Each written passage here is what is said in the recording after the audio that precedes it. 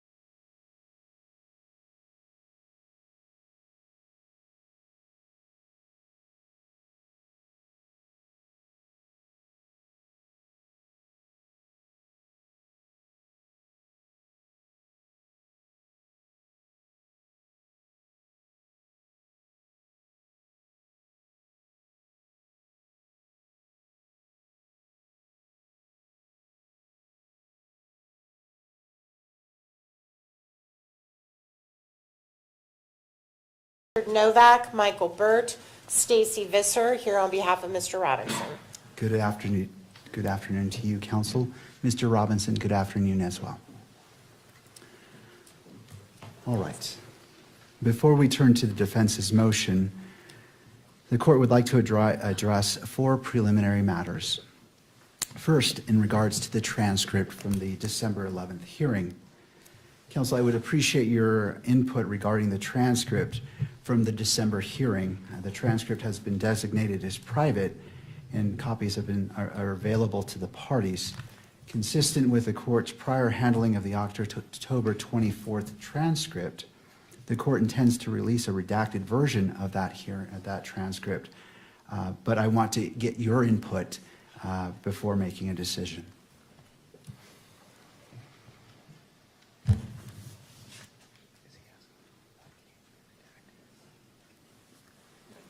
Judge, we intended to do that as well. We haven't stipulated, we haven't come together to stipulate on a version of that transcript that should be redacted. We certainly can do that, and we're happy to do that. Thank you, Mr. McBride.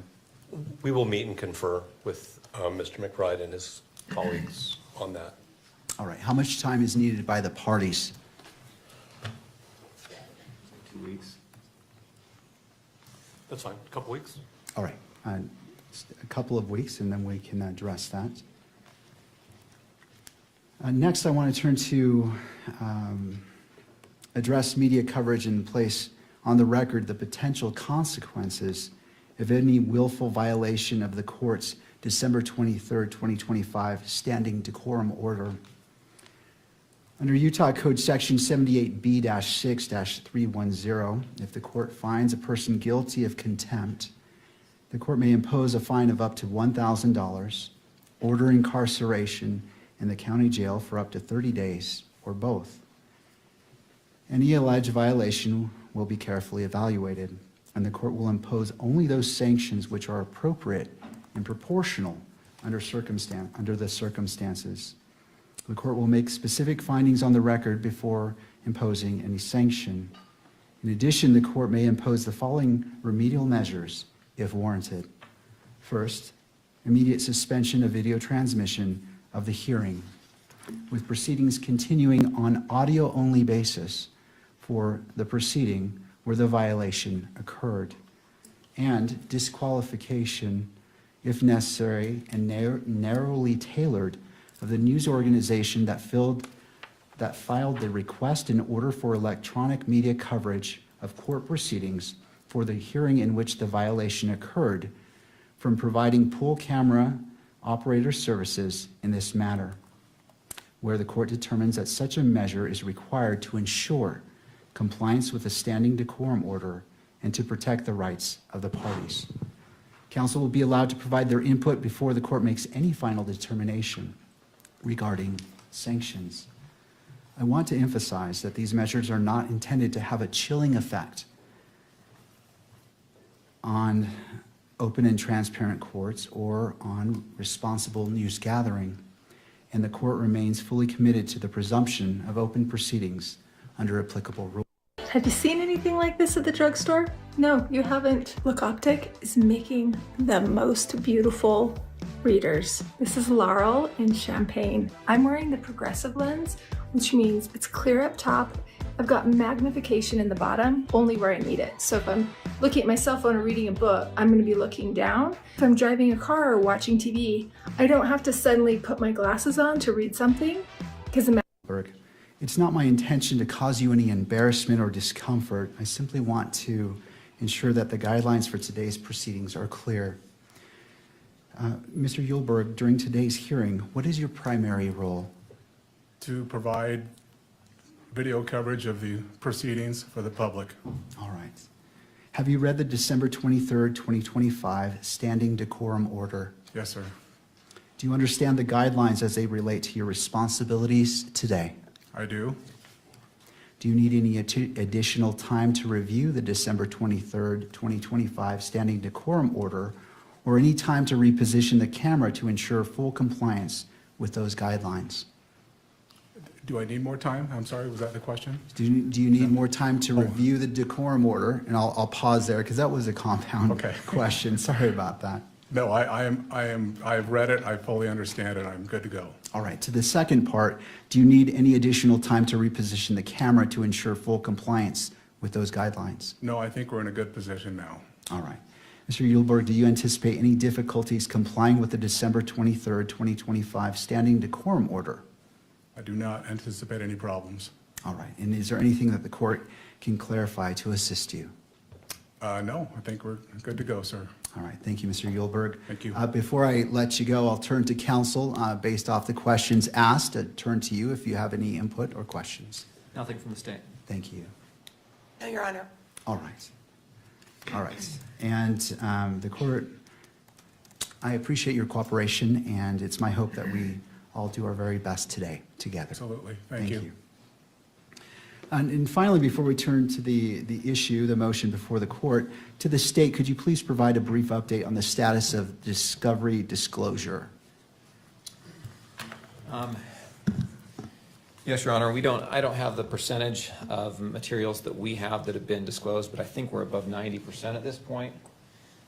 There still is discovery coming in, there are reports and so forth coming in from various entities.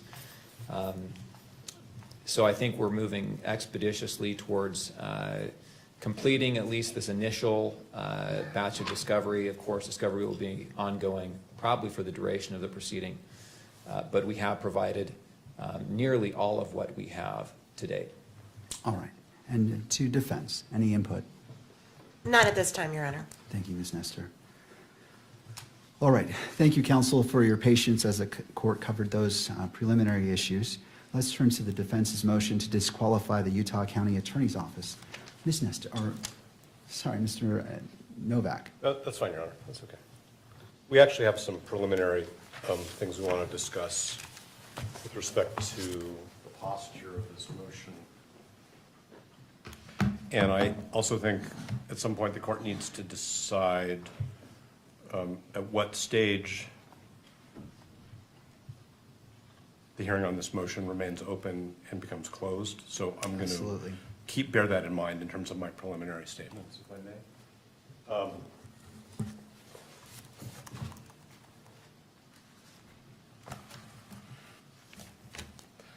When we filed this motion to disqualify, and when I say we, I mean Mr. Robinson's counsel,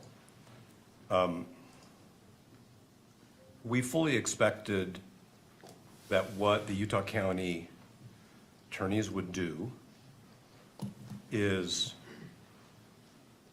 refer the motion to the Attorney General's office so that the Utah County attorneys are not in the position of representing their own interests as potentially conflicted attorneys in a potentially conflicted office, and representing the state's interest in the prosecution.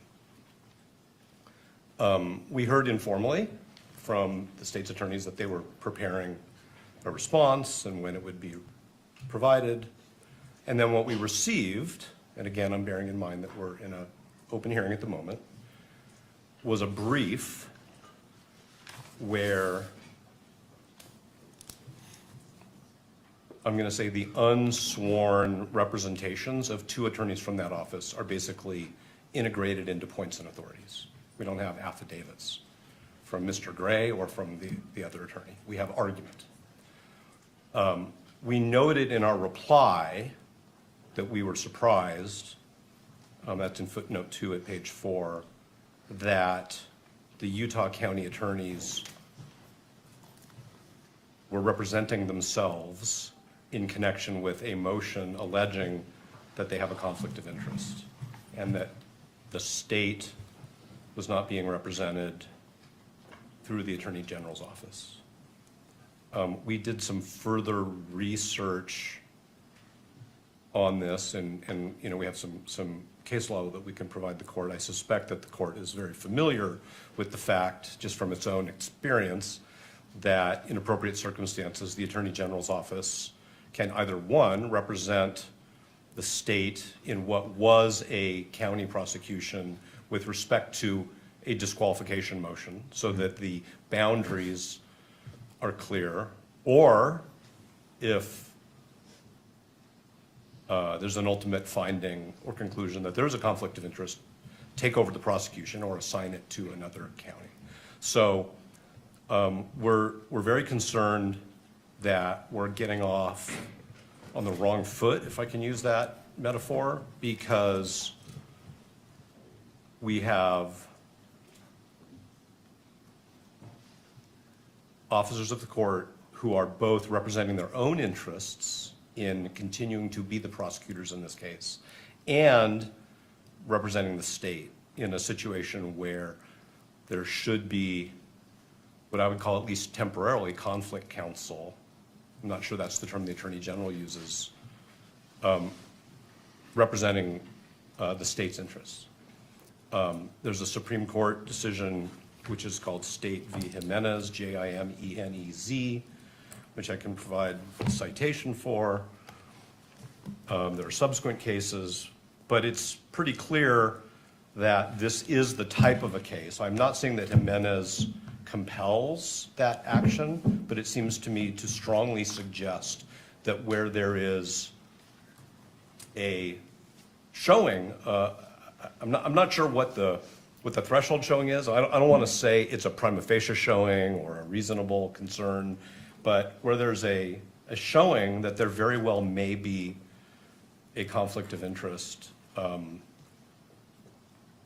hasn't been handled by a particular state attorney's, county attorney's office, that what's in the interests of the litigation, of the public, of the parties, is for the Attorney General to step in. And the citation for State v. Jimenez, if I may, is 588 P. 2nd 707. Of course, I can provide the court with the Utah citation as well.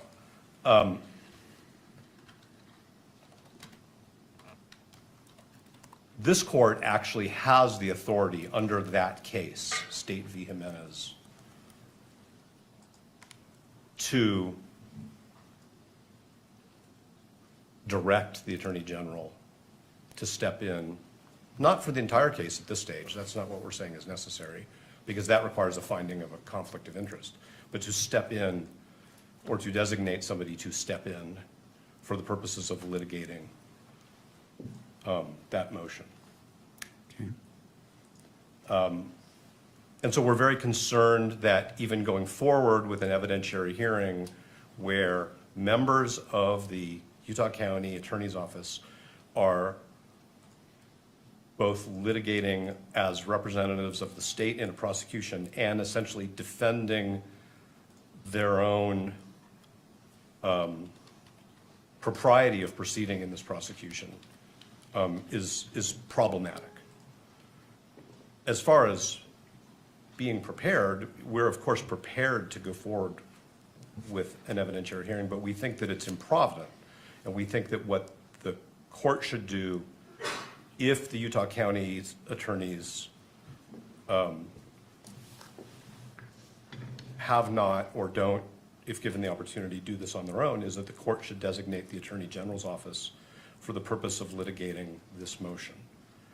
The court might ask, hypothetically, the question, has the Utah County Attorney's Office conferred with the Attorney General about this particular question? And we are not in the dark, because as Ms. Nestor will tell the court, as an officer of the court, she's spoken with the Attorney General's office, and they have not been consulted about this. Okay? So this is a motion to disqualify a county attorney's office based on what we believe is a material, significant conflict of interest that it's clear they haven't even tried to address by way of a screening, which of course is a term of art, because their position is no screening was necessary. We're not even here to discuss whether the way in which a particular attorney was screened off was adequate. Their position, as their own advocates, is we've already decided no screening is necessary. So what we've been told by the Attorney General's office, Ms. Nestor can represent to the court exactly what she was told, but basically that there has not been consultation. And while that is Mr. Gray's prerogative, we think it's wrong, and we think that this court needs to exercise its authority to intervene and say, in this case, for this kind of a motion, the court needs to hear from a representative of the state who does not even appear to have a conflict of interest. So that's our preliminary statement about these issues. And again, I hope I've avoided saying anything that should have been said in a closed hearing. I think I was pretty good about that.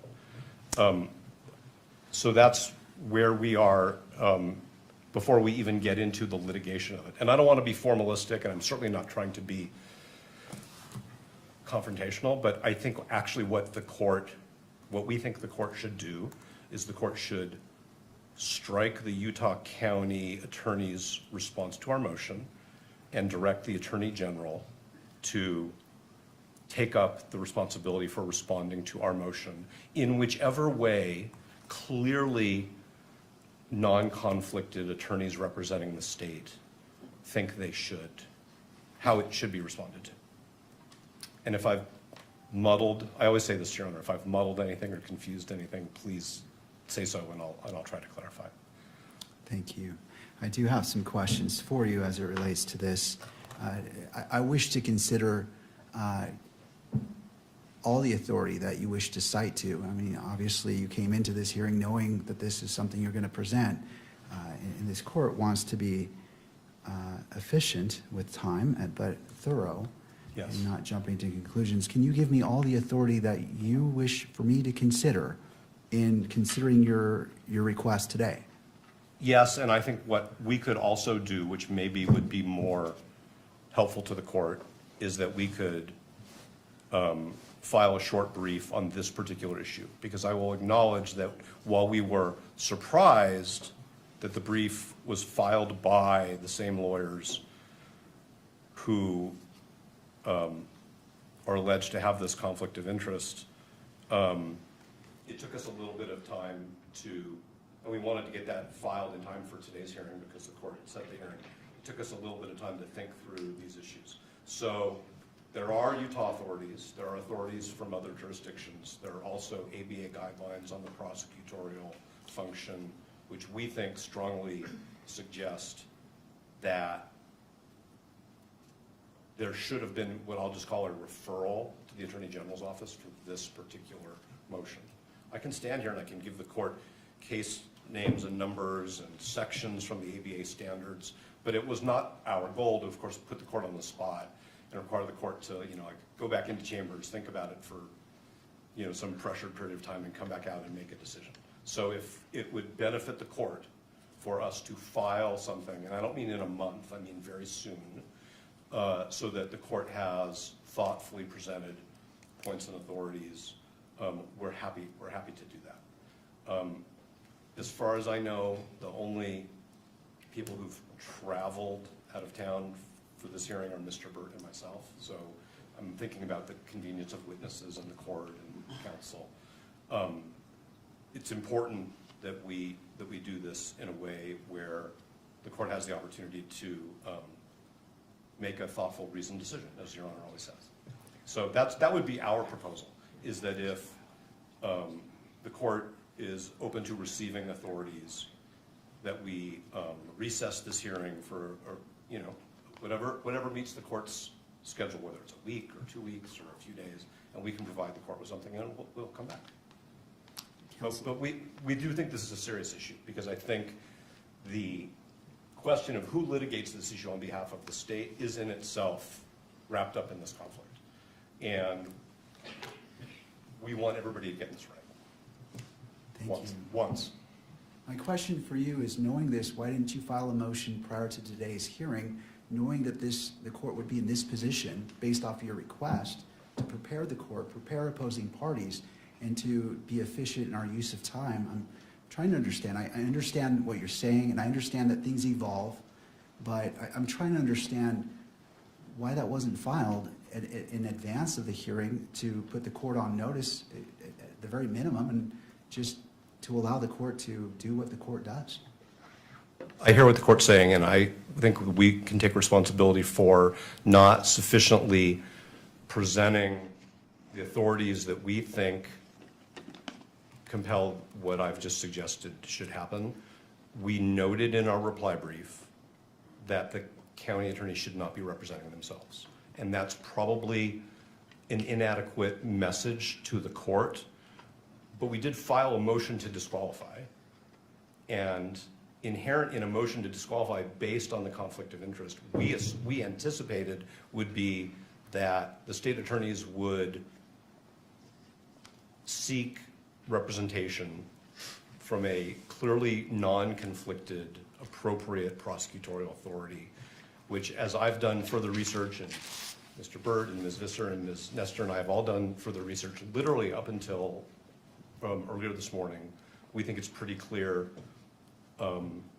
that this court has the authority to make that, I'm going to call it a referral. I think it's an order referring it to the Attorney General if the Utah County attorneys choose not to do so. And the additional information, which we did receive today, I'll just tell you that, was that there had not been any communication between the county attorneys and the Attorney General's office concerning this issue. So I'll fall on my sword. If the court thinks I should be sanctioned for not bringing this up sooner, I hear the court, but we are we're juggling many aspects of this case all at the same time, some of which the court is aware of, some of which the court probably is not aware of, but the court can imagine. No, and I appreciate that. It's not the intent to sanction you. I understand that issues come up and there's a lot going on. And so the court appreciates your candor and representation today. So these items can evolve. And so the court is not finding fault with you. It's just hoping that as it requires a lot of time and resources for you and for fellow attorneys and for the opposing party and for other parties, we just might want to make sure we make the best use of our time when we're together. I hear everything the court is saying. I take it to heart. I understand what the court's saying, and we are cognizant of the time that the court devotes to preparation for these hearings. So that's all I can really say. That's right. And also for Mr. Robinson himself and the victim representative, Ms. Kirk as well. We just want to do our best, and I understand, and I'm not finding fault with you, sir, or your team. We've all been in court. We all know what happens, so I understand. I'll turn to the state. Oh, and I'm sorry, is there anything further that you wish to represent? No, I could provide the court with more citations, but I'm just wondering if that's really the best way to give the court a list of verbal citations. I think with all consideration for, and we probably have, with all consideration for the fact that the court wants to be thorough and careful, and we do as well. We don't want to shoot from the hip, but I think that we just decided that this was something that we needed to bring to the court's attention in a much more fulsome way once we understood not only the way this was developing, but frankly the way the Utah Supreme Court, the ABA guidelines, courts of appeal subsequent to State v. Jimenez, and the information that we received today from the Attorney General's office, which isn't a secret. It's just we had a conversation and we learned that there hadn't been any consultation. If there had been consultation and the Attorney General had said, no, we think you're good to go, then that would be different. And that's what we learned this morning.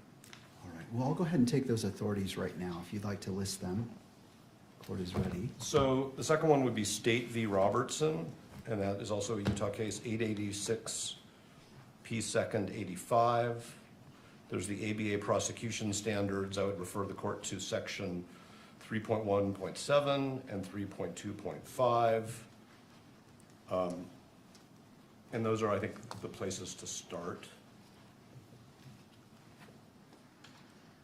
Is there any Utah rule on point that addresses this issue? So the case of State v. Jimenez, which I referred to, which is the Supreme Court, does actually cite a statute. Okay. Anything further that you wish for this court to consider at this point in the proceeding as it relates to this issue? No, and depending upon the statements of counsel, we may have some response if the court permits it. Of course. Thank you. Turning to the state, Mr. Gray.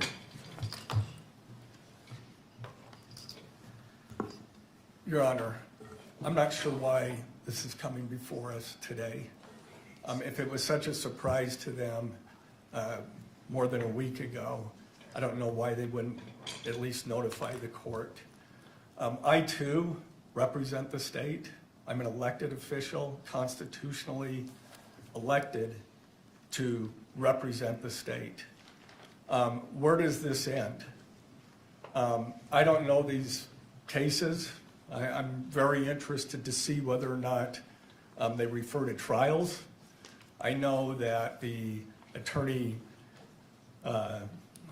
Utah Attorney General's office, they've done the same thing that we have in Rule 11 motions, where one counsel on the team examines their boss, in fact, on the matter.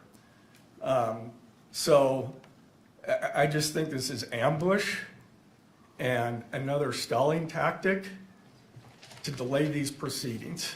There's no reason that they could not have at least filed the motion and asked for time to brief it.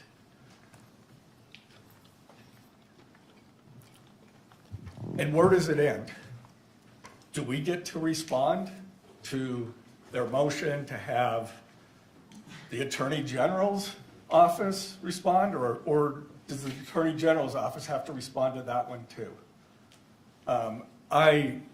I'm not, well, anyway, I've stated my, it should have been done far earlier if that was their case, if that was their claim. And if I could just turn the time over to Ryan in case he has something else. Thank you, Mr. Gray. Yeah, I Mr. do. McBride. And excuse me, this is, we're tag teaming this somewhat because it's a surprise to us as it is to the court. But in the 5 minutes I've had to read Robertson and Jimenez, which could have been provided to me before this hearing, it looks like those cases don't stand for conflict of interest cases. They're actually, does the Attorney General's office have authority to prosecute cases that occur within a prosecution district or county attorney's jurisdiction? And the answer is yes.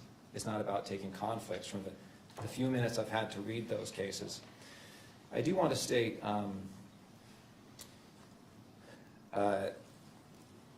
this is, of course, the first time this has been raised to us. The defense has known that we were going to respond to this motion for some time.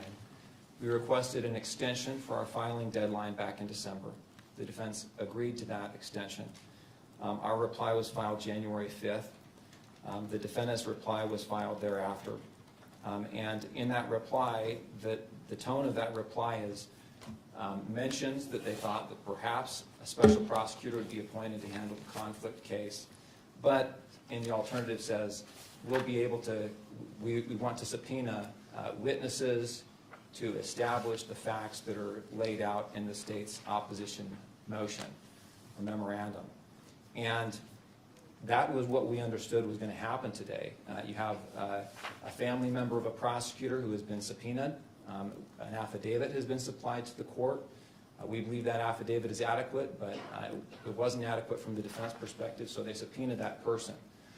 Prosecutors have been subpoenaed for today's hearing. We have 2 investigators that have been subpoenaed for today's hearing.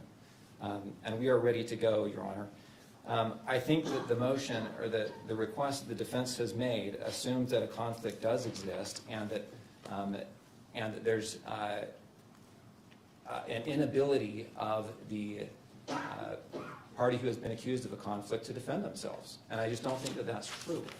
If there is a conflict, which is the question that this court is to decide, the case will be referred. Until that conflict has been established, the case is properly in the jurisdiction that has statutory authority over that offense.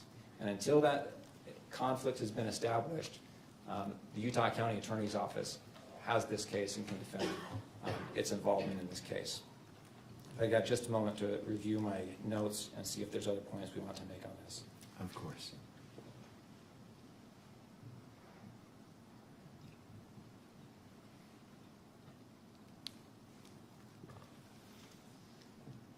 There is one other point I wanted to make, which is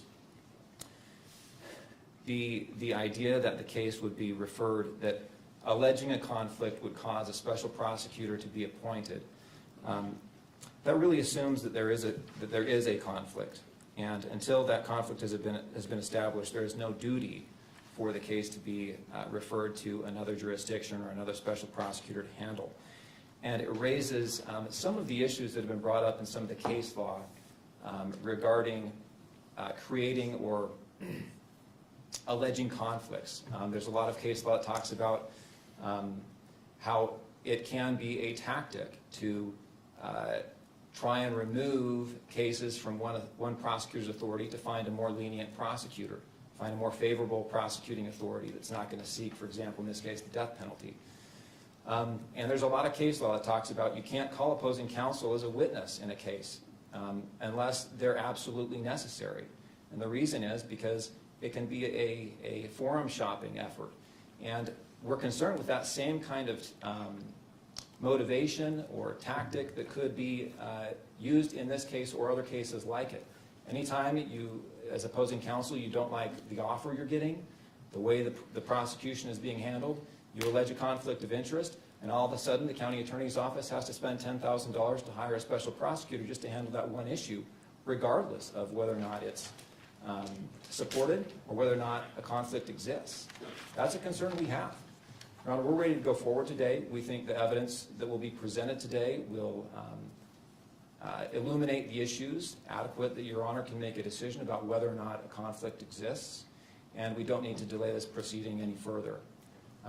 We're confident the court will see the facts as they are and be able to make that determination. Mr. McBride, so the motion has been made by defense to continue this hearing to allow the filing of a motion addressing more fully this issue. And to that request, what is the state's reply? We object to that motion to continue or to strike. We ask the court to go forward today. We think the motion is untimely. The court has, or the prosecution has subpoenaed witnesses, and every delay that happens, the witnesses that we have now family members of the prosecution being subpoenaed. These people are ready to move forward and get this out of the way. The longer we delay this, the more anxiety that this procedure has. All right, thank you, Mr. McBride. To defense, any response? Yes, John, thank you. First, I want to say this is not about seeking a lenient prosecutor. This is not about tactics at all. And it was actually the county attorney's office who informed us back in October that there was a family member of a prosecutor who was present. At this point, you're probably not avoiding therapy because of stigma. You're probably avoiding therapy because you've become very good at coping. So good that you stop noticing how heavy everything feels. As a therapist who goes to therapy herself, it's important to remember that your mind and body hold on to every stressor you don't have time to. Tactic.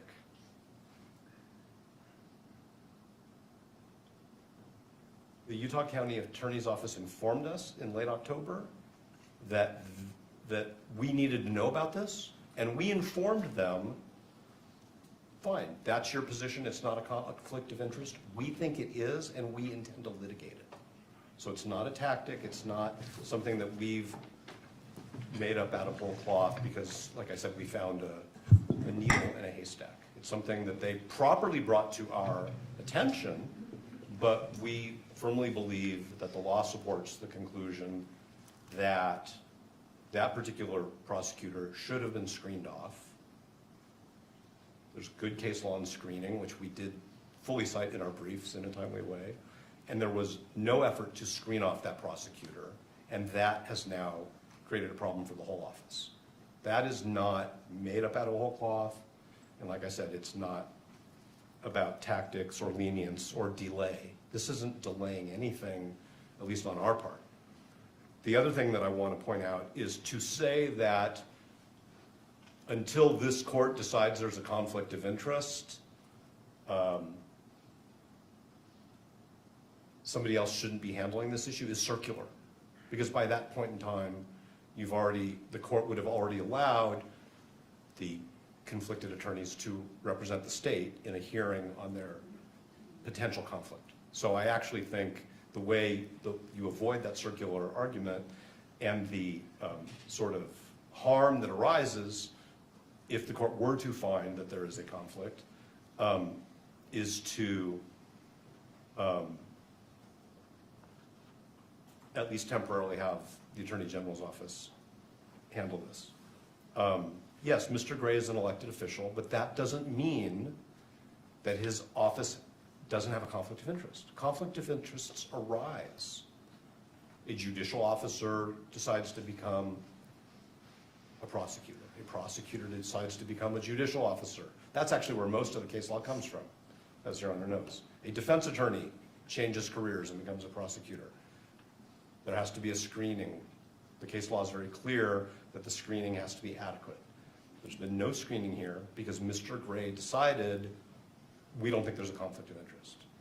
And what we're saying is it's not a needle in a haystack. It's not a tactic. It's not a fiction. It's not a, you know, a thin reed. The evidence that the court has suggests, number one, that there's a very good possibility that as a legal matter there's a conflict of interest. That's why we need to have an evidentiary hearing, because the court doesn't have all the facts. And number two, that the Utah County Attorney's Office, because they decided early on, without consulting with anybody, that they didn't have a conflict of interest, didn't put any screening mechanisms in place. And so I understand that they want to defend the decisions that they've made, but the question is, shouldn't the state be represented by somebody else in the course of this court resolving whether those decisions were right? Because to quote the law and to quote the ethics, the Utah County Attorney's Office is now serving two masters. I don't like that word, but that's the word in the doctrine. They're representing themselves and they're representing the state of Utah. And that's why the Attorney General or somebody else designated by the Attorney General should be representing them in this matter. And I do want to say one more thing, if I may, Your Honor, and I appreciate the court's patience. I think that the way we raise this issue in our reply brief is not as accommodating to just letting it go as counsel suggests. What we said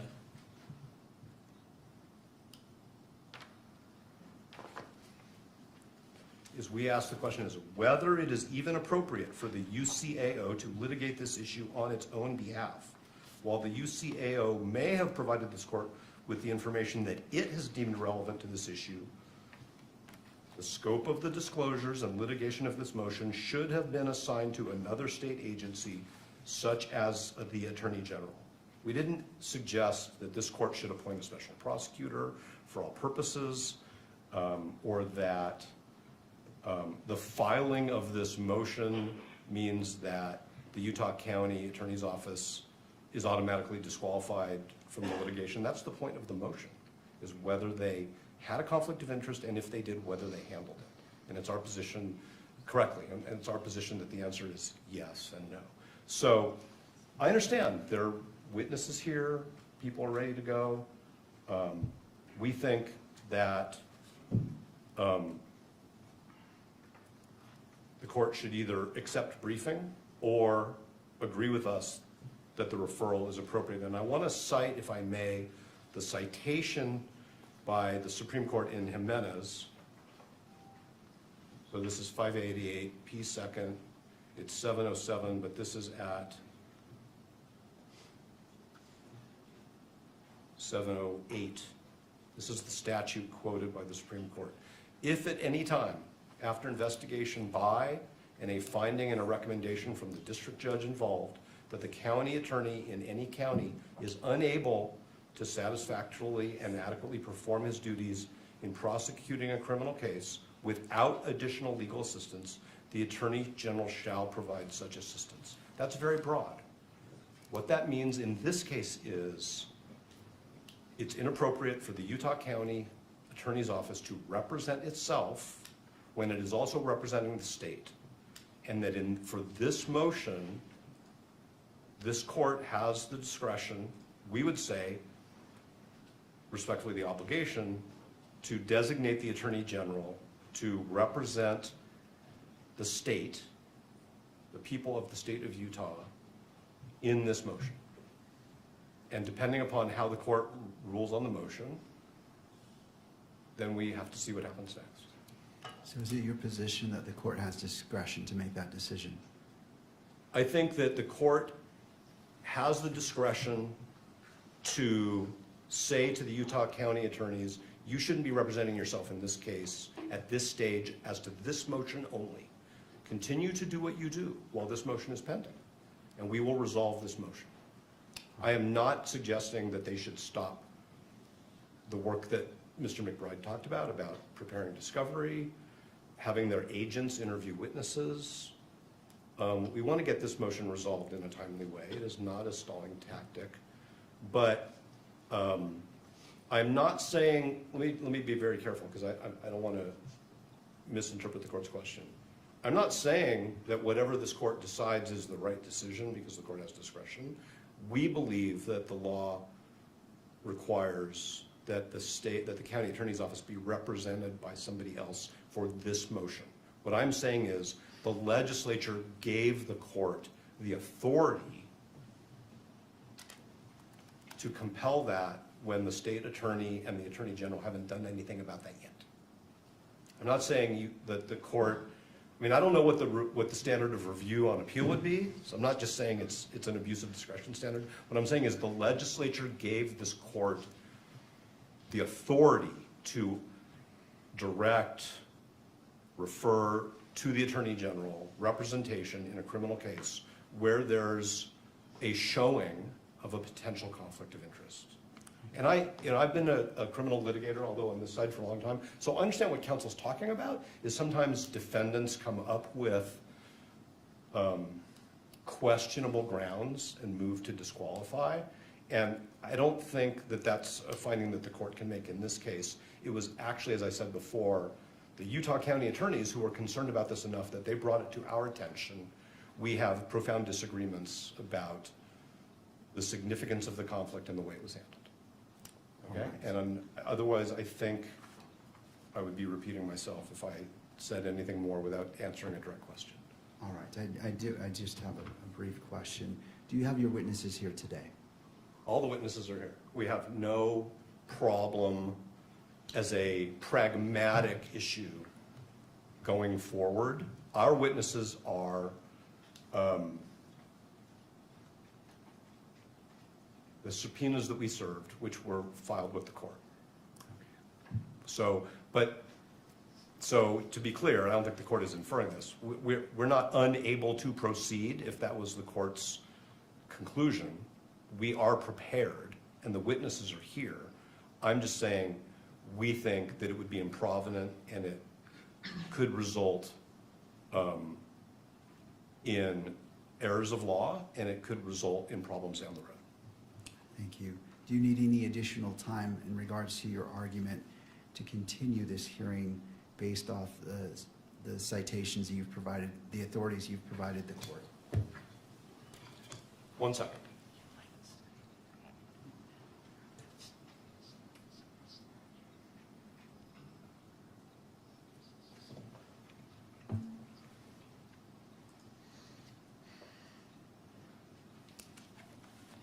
No, thank you. All right, thank you. What this court intends to do is, this is an important issue, and I realize the totality of what's been presented. And my question in regards to your witnesses it was informatory. I just wanted to see if depending on what the court rules, if the parties, I don't want to disadvantage either party in that. So this is an important issue, and this court wishes to take a brief recess. I want to look at what's been provided and make see where the court needs to go. I want to inform myself, take a moment to look at it, and as opposed to just making a snap decision and taking into consideration all parties and the constitutional rights of all parties as well. With that, we will be in a brief recess. I always hesitate to give a time because sometimes I appreciate you being here. Court is in a brief recess. Thank you. All rise.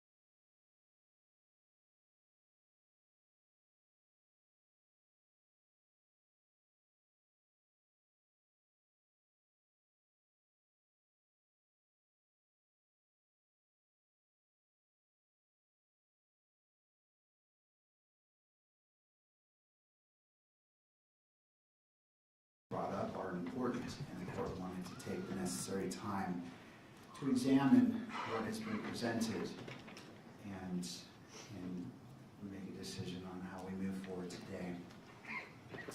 And the defense's argument, and the defense relying upon Jimenez and Robertson cases, if there is a showing of conflict of interest under Rule 1.7, then the court should exercise its discretion and require the Utah Attorney General's office to stand in for the Utah County Attorney's Office.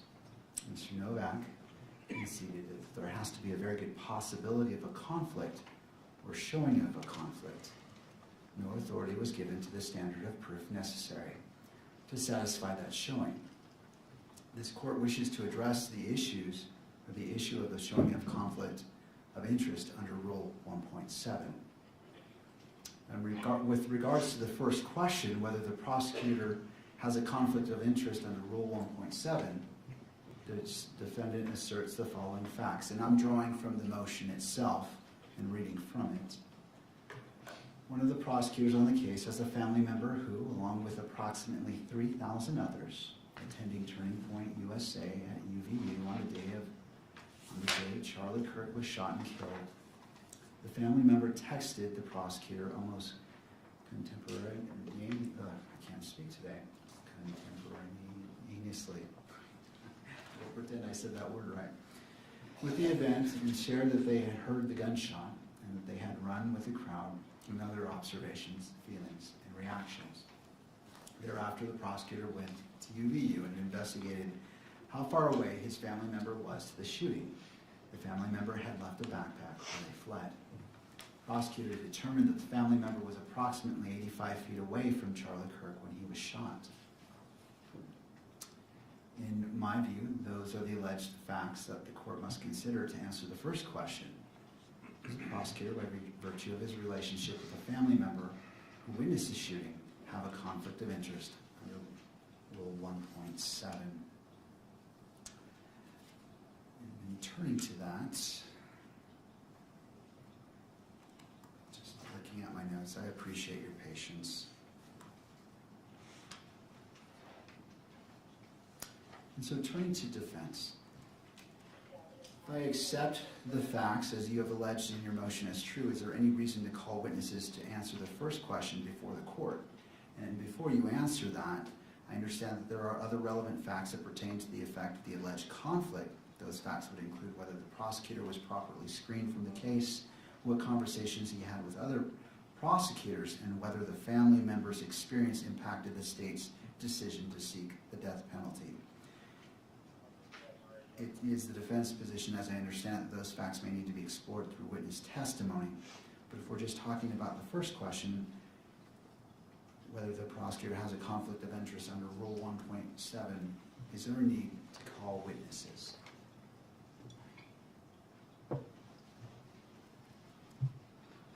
Yes, Your Honor. I understand that the court is trying to get to the threshold question that we have put before it with respect to who should be representing the Utah County Attorney's Office in this motion.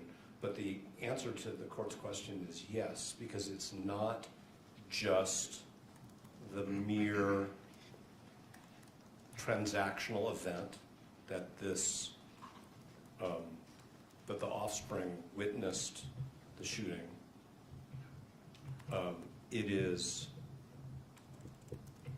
the evidentiary development will get at, and again, we were only provided with an affidavit, which was very, if I may, narrowly drawn, at communications that happened after that between that offspring and their parent, between that offspring and other family members that may have been communicated to the parent,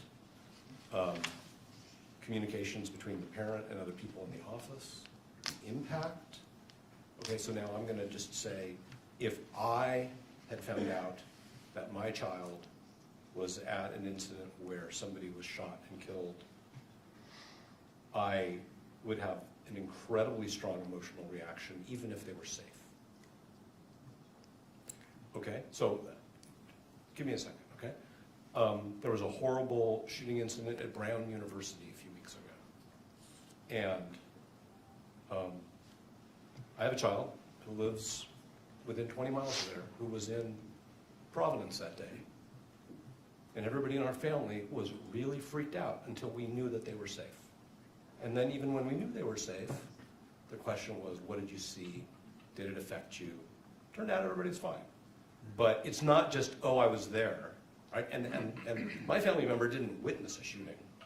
Wasn't in a crowd with 3,000 people who all had to run and take cover in case there were more shots fired, in case there were some other harm that occurred, okay? So it's not just the fact that this person was 85 feet away from Mr. Kirk. It's that begins to, that scratches the surface, if I may, of the totality of the circumstances, which we think created a conflict of interest. So the answer is yes, and that's why both the parent and the offspring are here and are under subpoena and agreed to be here and agreed to testify. Obviously, it's the court's proceeding, but nobody's moved to quash, and I think it's obvious that that's because we need further factual development. And our reply brief, if it did anything, it communicated to the court the case law, which shows that this is a fact-intensive inquiry and that affidavits are required. And here we don't have affidavits from the parent or from Mr. Gray. We have argument in a brief. But we also believe that testimony from the offspring is necessary, and they're here, and they agreed to be here. And they agreed that Ms. Visser could sign an acknowledgement of service of a subpoena. So the very, very long answer to the court's question is yes, definitely. We need to have an evidentiary hearing. But isn't the defense required to make the threshold showing from the facts that you're asserting? Isn't that where we begin? Not necessarily the state's response, but don't you have a responsibility to show that you've made a threshold showing of what you're asserting would rise to what you're asserting in your motion? So the state, so the Utah County attorneys informed us that this offspring was present in a crowd, was caught up in the ensuing chaos, heard a shot fired, had to leave their belongings behind, witnessed the trauma of other people. We can't really get beyond that without fact development. And if what the court is saying, hypothetically, is I want you to go sit down and interview people, that's one thing. But if the court's saying that we somehow should have more information than the county has given us, we can't do that without evidentiary development. Okay? We have questions about whether there were more non-recorded communications that we haven't been told about. I think we have a good faith, and the court could imagine that a family would talk about such an incident, and it wouldn't just be the text messages that the court has in the exhibit. And I don't purport to say anybody should run their family the way my family operates. I'm just talking about what I think would be natural, which is families talk about these things because we want to take care of our kids, and we want to make sure they're okay. And then we need to make sure that our responsibilities to the public and to justice aren't impacted by our personal experiences. And I think that we can only get at that, Your Honor, through evidentiary development. All right. And that's why, and I think that the state would agree with that, because that's why they provided the court with some affidavits and some fact in the course of argument. So I think that it needs to be fully developed through the very limited number of witnesses that are present. I understand. Let me turn to the state. What's the state's position? So I want to make sure I'm understanding your question. The question is, there's two layers here, right? The first layer is, when an alleged conflict arises, does in this case, the county attorney's office have to conflict the handling of that allegation to another, special prosecutor, attorney general's office, right? Your question is, doesn't the defense have to make an initial showing before that first conflict or occurs that requires that delegation? Yes. Okay. My answer is yes. I mean, otherwise we have to have a hearing to determine if another entity has to handle the substantive issue, and then you have to have another hearing to determine if there actually is a conflict. I think there has to be at first a showing that there is, a basis for a conflict. Otherwise, someone can come in and say, I think there's a conflict without any evidence whatsoever, or not evidence that's credible. I think, and for that reason, I think the court should be able to make this threshold showing based on the affidavit, right? The affidavit and the facts that have been proffered. I think there's enough there for you to say, yes, the county attorney's office can handle this motion on its own, or no, this motion needs to go to the attorney general's office, whoever else, to handle the substantive issue of whether or not there's a conflict. I mean, I want to be clear. New episodes Mondays. Even after all these years, I never tire of this view. Your favorite community returns. Action! With open arms and open hearts. Do you think they're official? Hello, Bill. Hello, Georgie. We've sure had adventures in these woods. Hopefully we'll have some more. And the moment you've been waiting for. Don't mess this up. When Calls the Heart. New episodes streaming Mondays on Hallmark Plus on YouTube Primetime channels. Start your free trial.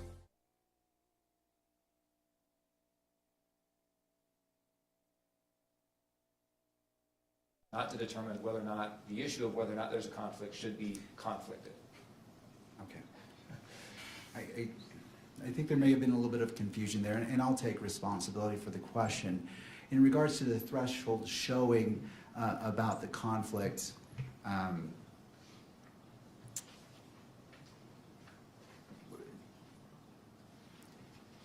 so the threshold showing of a conflict of interest under Rule 1.7. So the AG's it seems to follow after in time to see if there's a conflict initially. So in regards to establishing that, defense, and I don't wish to speak for you, but my understanding is you wish to call witnesses to put that evidence on.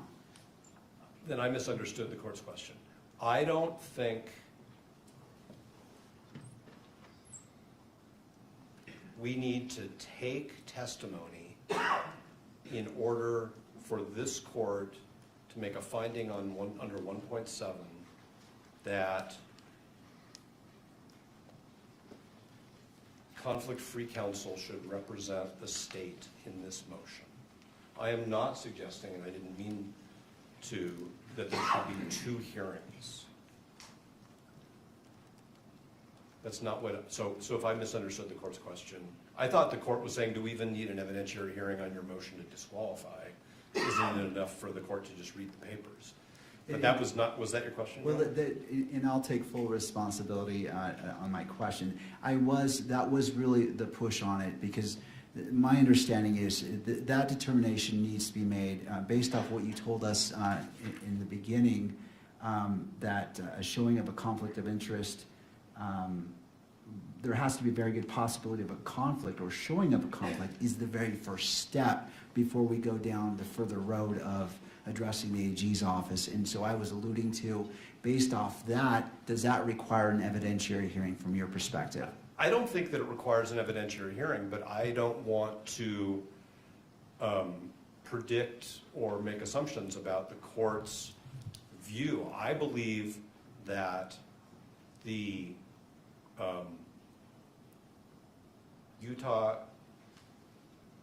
County Attorney's disclosure to us on October 20th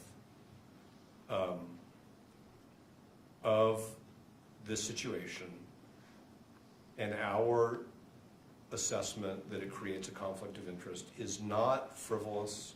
It's not taken for the purposes of delay or tactics. It's a real potential conflict.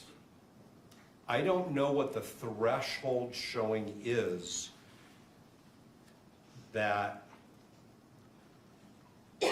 permits or requires the court to exercise its authority under what is now in juxtaposition to the Utah legislature changes its code so often, like we have to figure out all the new code numbers, but it's now section 17-68-304, which gives the court the authority to appoint the Attorney General in this situation for this purpose, 17-68-304, as opposed to the code section cited in Jimenez. The law is the same, but the code sections have changed.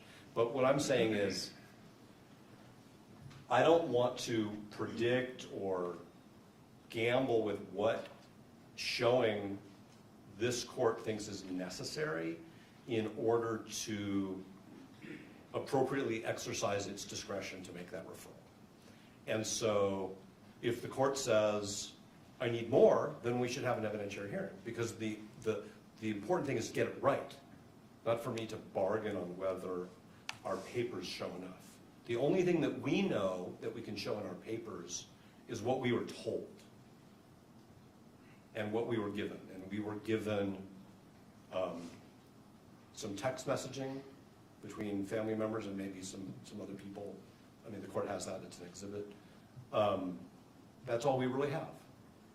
And so I don't want to just say, oh yeah, there's enough there, and then have the court say, no, there isn't.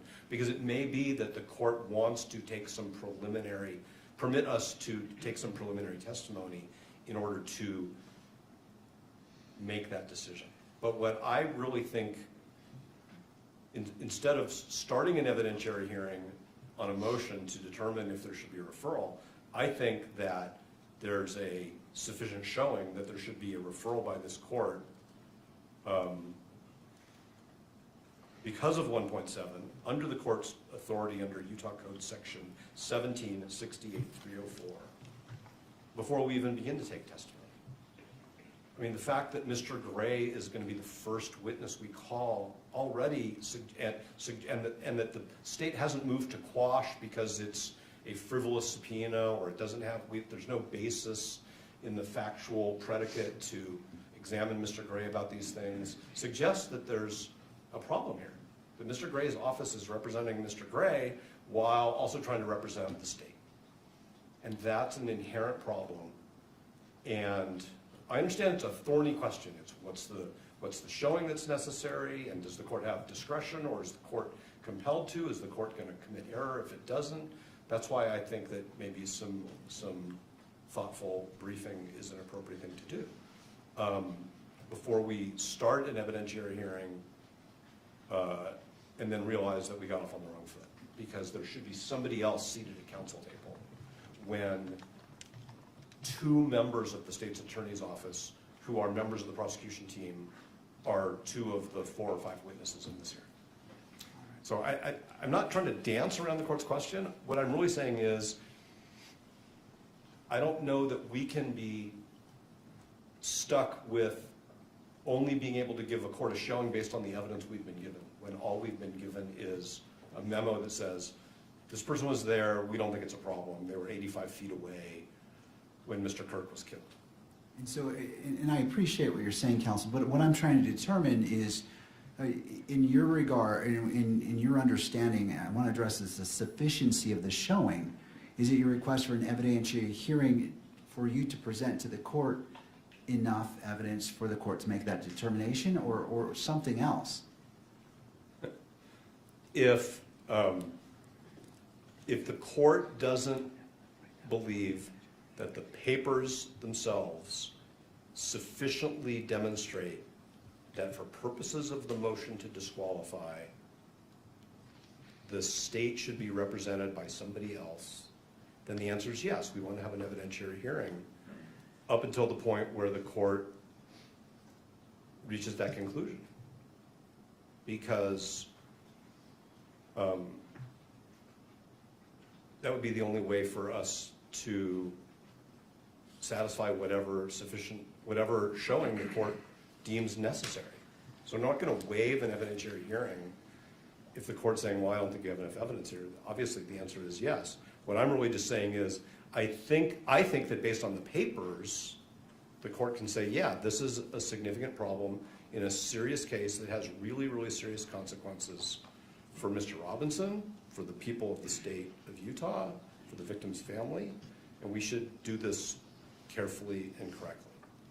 And I think the way to do that is to have the Attorney General of Utah designate somebody in their office to represent the county for this limited purpose until the court determines the scope of the conflict. We think the conflict requires disqualification from the case, but ultimately, obviously, that's going to be a judicial determination. All right. Anything further from the state before the court makes its ruling on this issue? I just want to clarify, you're talking about the need for an evidentiary hearing in order to determine whether or not the states, that the county attorney's office can handle the motion to disqualify? No, I'm determining just an initial showing of a conflict that exists here. Like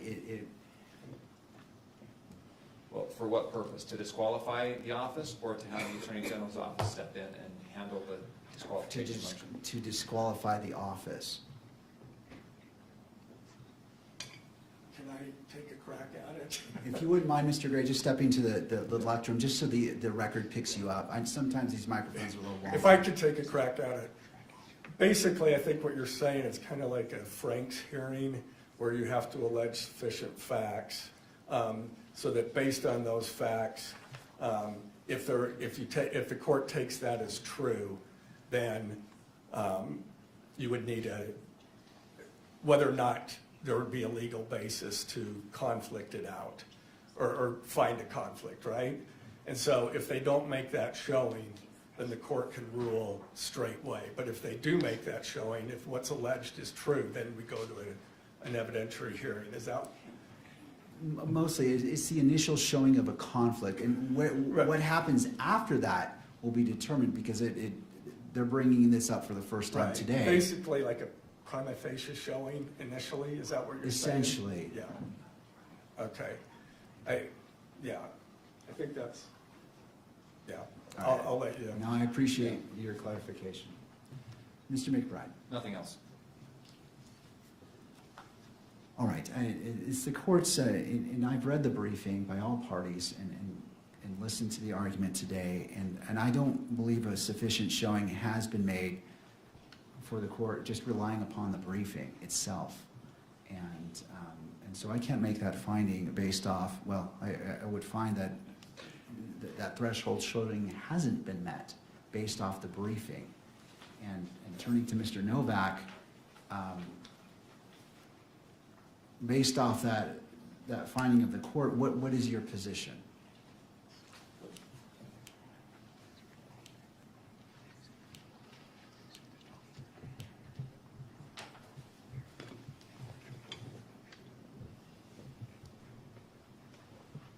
Our view is that if the court has concluded that the briefing does not yet rise to the level of proof that the court should at this time make a referral, then the court should begin to take evidence. And there may be a moment where the court says, okay, I've heard enough, now I'm ready to make a referral, and we're gonna stop and pause and wait for the Attorney General to engage, and then we'll have to see where that goes, but it may be that we have to finish the evidentiary hearing. But, and I think all of us can attempt to prioritize the portions of our examination so that the court can make that finding as early as possible. I'm just trying to avoid doing the hearing twice.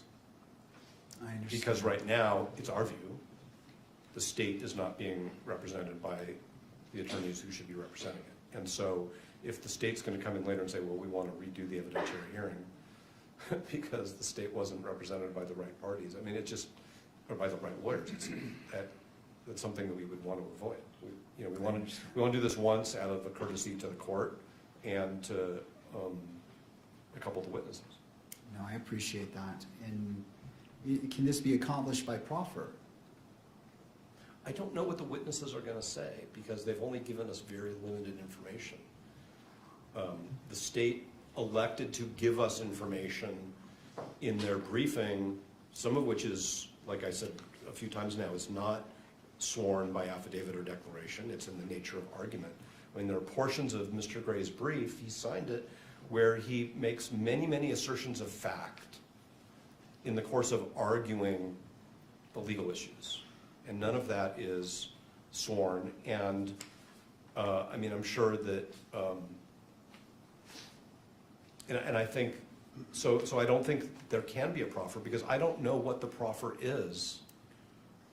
I know that I have a lot of questions about things that we were not, that the court was not told about in the briefing and the affidavits.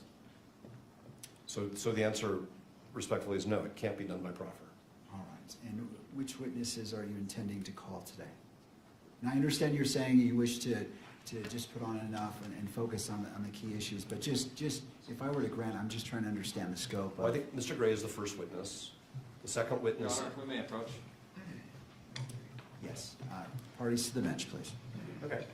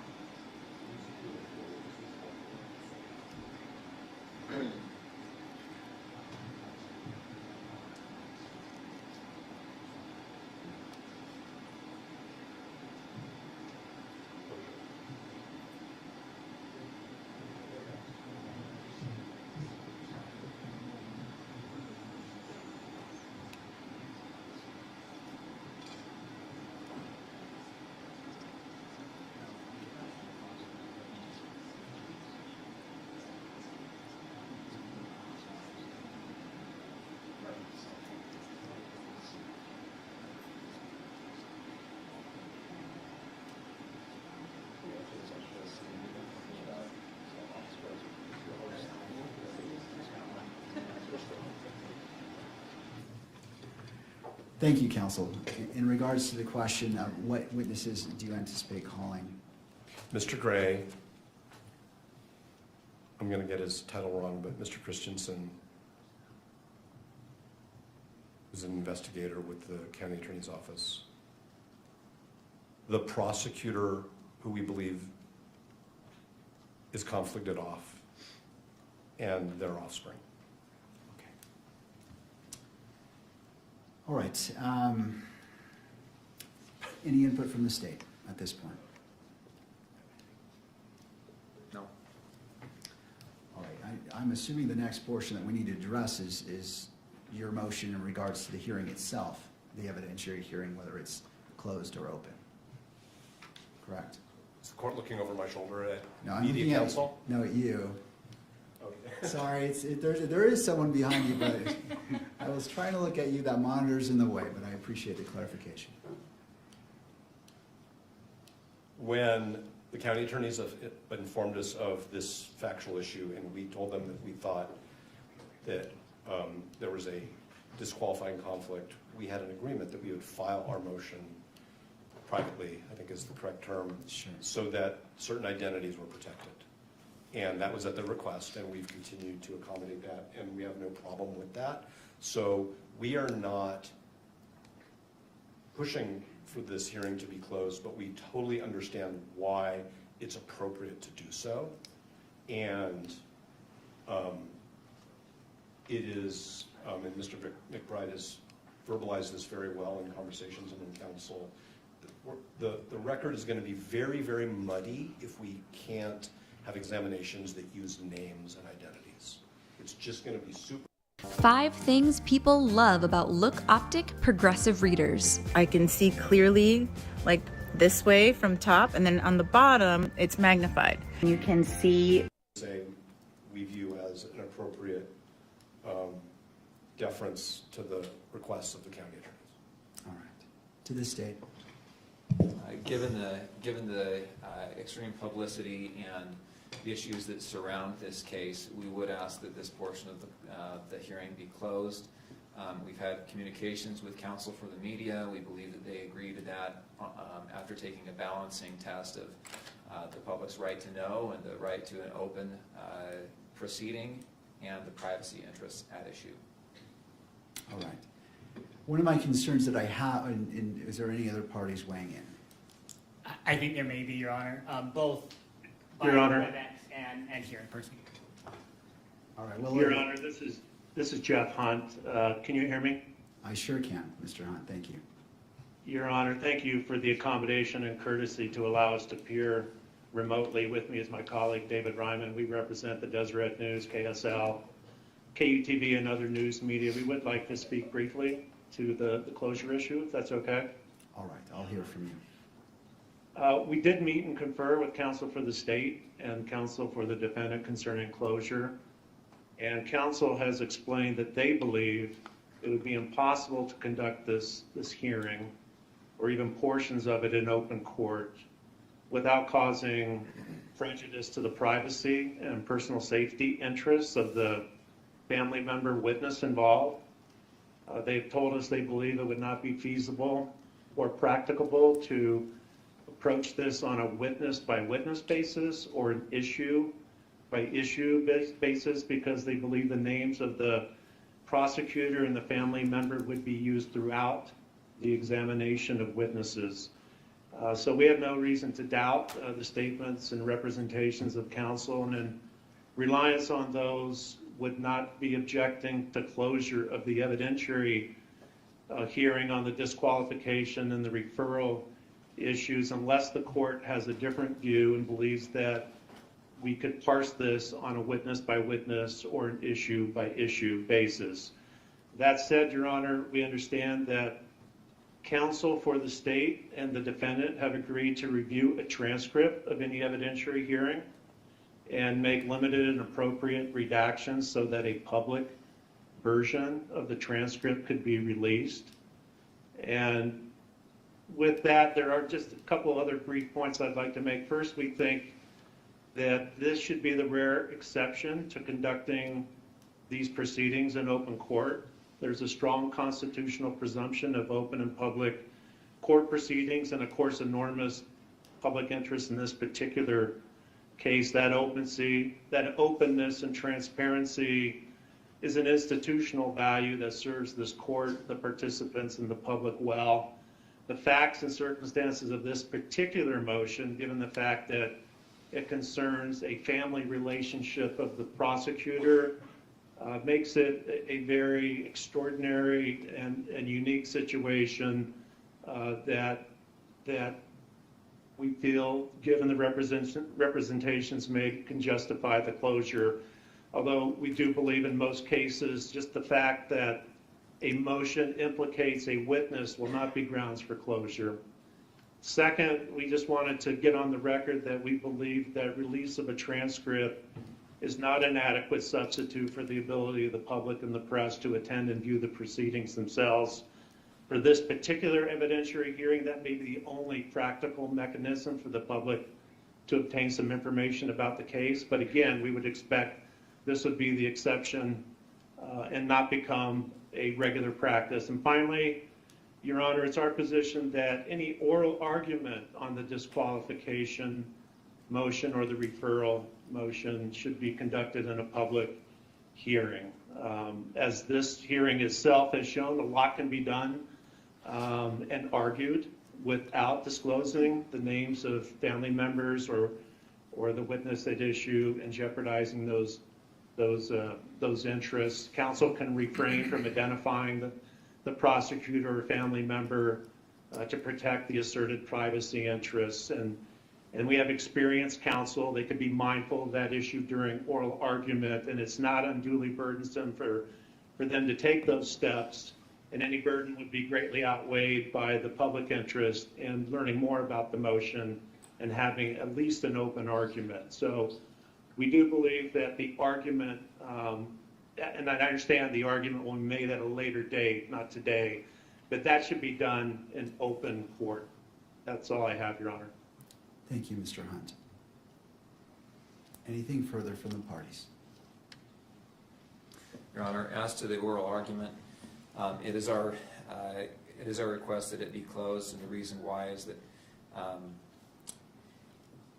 we're not perfect. Names slip.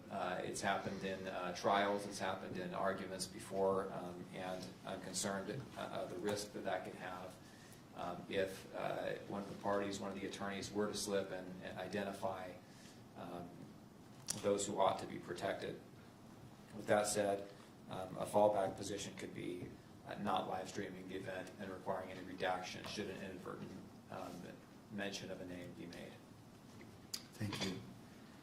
Counsel, one of my biggest concerns is I have to make findings of fact that are very specific. I can't redact my findings when I issue an order. And I will have to cite to the relevant facts. And quite honestly, the name of the prosecutor is a relevant fact. I can't simply glaze over that and make an assertion. It's important because it relates to various factors that you may address, and which has been brought up in briefing. And so this court is going to deny the request to close the hearing as it relates to, and I will take this motion witness by witness. I understand that there may be a witness that this is applicable to, and the court will entertain that, but because this court has to make findings and has to cite to the facts, I need to be able to do that. And since I'm going to do that anyway, which I will, I'd rather address it in an open court. And again, I will entertain any motions, witness by witness, that are going to be called and be respectful of that. But going to Mr. McBride's point, you both have that duty. It's in regards to how you present, and if you're talking about a name that needs to be protected, that's on you, on how you speak. I can't. It seems inappropriate to create a safeguard to prevent you from making a mistake on accidentally saying a name. That I don't believe that would be a proper reason to close the hearing just for that. And I understand the pressure, counsel. I know it's difficult, but I cannot accept that as reason to close the entire proceedings for the evidentiary hearing portion. But again, as the witnesses are called, I will entertain the motion whether to close the hearing per witness, and we will address it as we go. Mr. Novak. Yes, Your Honor. With that, how would we like to proceed? Well, first, is there any clarification needed on this court's ruling as we're proceeding into the evidentiary hearing? I just want to clarify. Are you going to entertain motions to close at the outset of every witness? Is that what I understand? If the motion is made, yes. Okay, thank you. May we have a moment? Yes.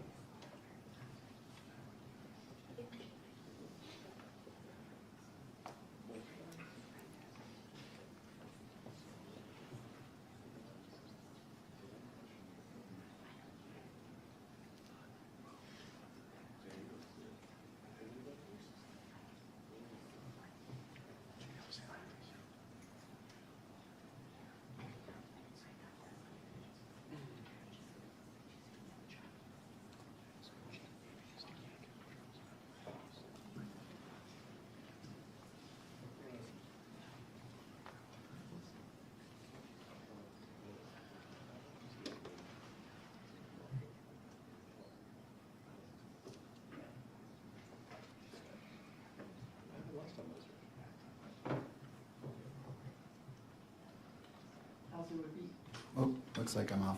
Would it be easier just to go into a brief recess? I don't want to make you feel rushed. You have obviously important conversations. So it's the court's intent to enter a brief recess to allow the parties sufficient time to discuss whatever you need to discuss. Your Honor, I think I'm comfortable moving forward, making a proffer right now, and asking you to reconsider that motion. And the reason is because Courts, the Supreme Court of Utah, appellate courts refer to witnesses by their initials all the time. In our pleadings, we often refer to witnesses by their initials. In Supreme Court of the United States opinions, witnesses are referred to by their initials. And that's because there's a privacy interest. In this case, I don't think a privacy interest could be greater. This case has polarized the nation in many ways. And there have been death threats made against other witnesses. There have been death threats made. My understanding, there's been threats against counsel. Our office has received threats. Doxing is a real thing. You know, finding people online, harassing them online. With the technology that we have now, it's not that hard to find out just about every detail about a person through internet searches, paid subscriptions to programs that do background checks. And we are extremely concerned that we will have a person that does not need to be subject to death threats, to harassment, to doxing, to all of those things that can be avoided. We're very concerned that that will happen, and happen to this person for no other reason than this person's father is a prosecutor on the case. Your Honor, I think that there's a way around this, that we can avoid those threats to her, those risks to her, and I think it's by referring to substitute names like we have in the public pleading. So, Your Honor, I would just really ask you to please reconsider your opinion. There's a stipulation from the media to shut this portion of the hearing. There's stipulation from the defense. I think the court, in its ruling, can refer to the prosecutor as the prosecutor. I think it can refer to the child as adult child. I think that would be adequate. I think in a sealed record, there can be references to names. That would be my request, Your Honor. I can't ask more adamantly than I am now, Your Honor. To defense. We take no issue with anything that counsel has said. That's why we completely deferred to the state attorney's, the county attorney's initial request that all of the briefing, as much as possible, be under seal and then redacted. Thank you. One of the points that when I was considering this as a potential issue is that both parties filed a public version of your motions, and you used a mechanism to convey that same information. And I understand that that makes it tricky, but it was the choice of the parties to do that, to publish those public versions. And the court is fine in regards to particular witnesses referring to those terms that were used in the motions, but this court does not agree that the entirety of the evidentiary hearing needs to be closed. And it is a very broad approach to a narrow issue. And I understand and I respect the concerns made by Mr. McBride, and I understand that, and the court is willing to go witness by witness. If you feel that a particular witness, that needs to be closed, the court will entertain that. I understand the issues of safety, and the court feels the urgency and the importance of that has been stated, but this court cannot find that the closure of the entirety of the evidentiary hearing is proper, given the motions that have been filed publicly online. And I have to leave it to counsel in deciding how you present the evidence, how you state the names. I'm willing to abide by the format used in those public motions, but this court denies the request to close the evidentiary hearing. And again, we'll take witness by witness a motion if that particular witness needs closure that particular witness's examination needs to be closed.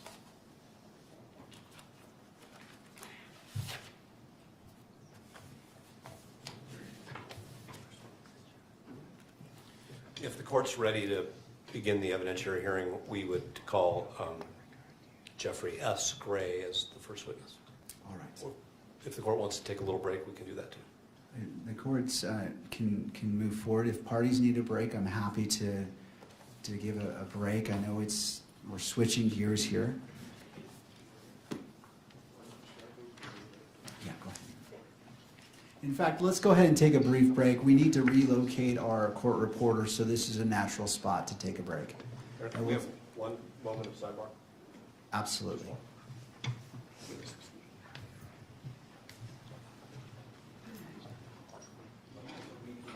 Hold on, counsel.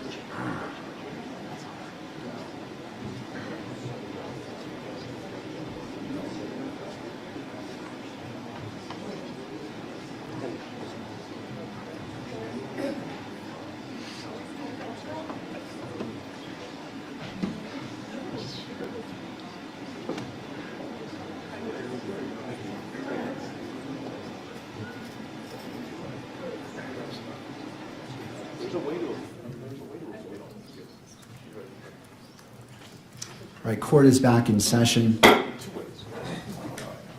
Counsel?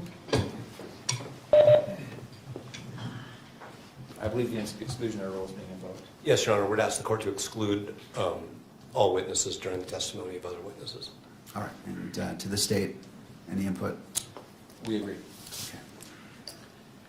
And at this time, would it be convenient to just take a brief recess? Yes, please. All right, it's 3:20. How about we come back at 3:30 and resume on the record? Sounds good. All right, court is in recess.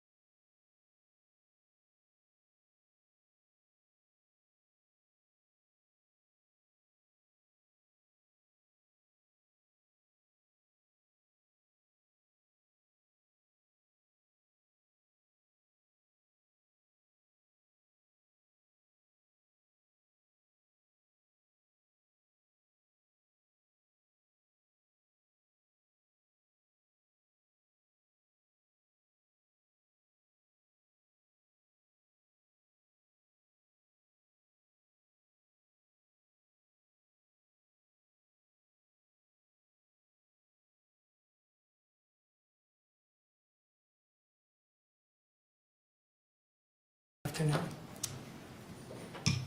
I understand there may be an issue. There is, Your Honor. Michael Burt for Mr. Robinson. We filed today a motion to be heard in the future about excluding cameras in the courtroom. And one of the issues that's reviewed in that motion, which of course the court hasn't had a chance to look at it yet, is the cameraman's repeated violation of the portion of the decorum order which requires that the camera not focus in on Mr. Robinson's lips to allow a lip reader to translate confidential communications between counsel and Mr. Robinson. And that order has been violated in the past. It's been used by the media to interpret falsely the content of conversations between Mr. Robinson and his lawyers, and it happened again just while the court was in session. I have the clip, and I'd like the court to look at it to see if I'm correct, because I think the court will see they're zooming in on Mr. Robinson's lips, and it's going to allow the media to offer these same sort of false narratives they have in the past. So with the court's permission, I'd like to present that to the court. Well, Mr. Burt, is it this is the violation, or is there anything else? I want to make sure I hear your argument and view the evidence in its entirety. And so if there's anything else, I want to consider it all at the same time. Yes, and for purposes of the motion I'm going to make to the court now, which is to either exclude the camera for purposes of this hearing, and of course the court will take up the issue with regard to future appearances when the court considers the motion, or in the alternative, to order the cameraman not to focus at all on Mr. Robinson. And so I think for the purposes of that motion, the court needs just to look at the clip that we would proffer to the court as showing that there was a clear violation of the court's order. Thank you, counsel. I appreciate that. Before I turn to that, I'll turn to the state if they wish to weigh in the request. I think it raises a legitimate concern. I think the court ought to consider the evidence that the defense counsel has. All right. It's very brief. I appreciate we have it on a phone and the court can look at it. And have you shown that to I have. the other parties? I have. Okay, thank you. I appreciate that. All right. You may approach, yes.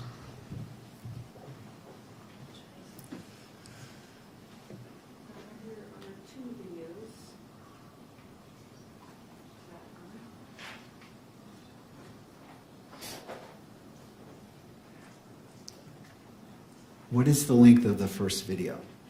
9 seconds. And do you want the benefit of the record to articulate what this first clip shows? You know, I think the clip shows that the camera is zooming in the first clip on Mr. Robinson's lips as he is trying to communicate with me sitting next to him.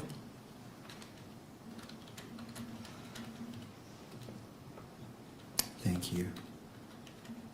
If I may reapproach with the second video here. Yes. This one is 5 seconds.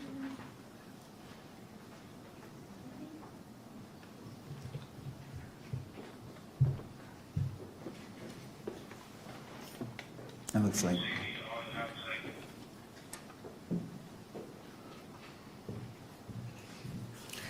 And Your Honor, the second video is a clip from a court TV posting showing Mr. Robinson's lips moving as he's attempting to speak to Ms. Nestler.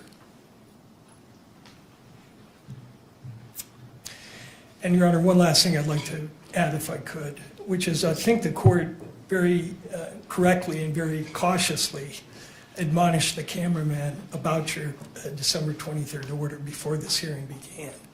And he said he understood the order, and I think the order is very clear as to this lip reader provision.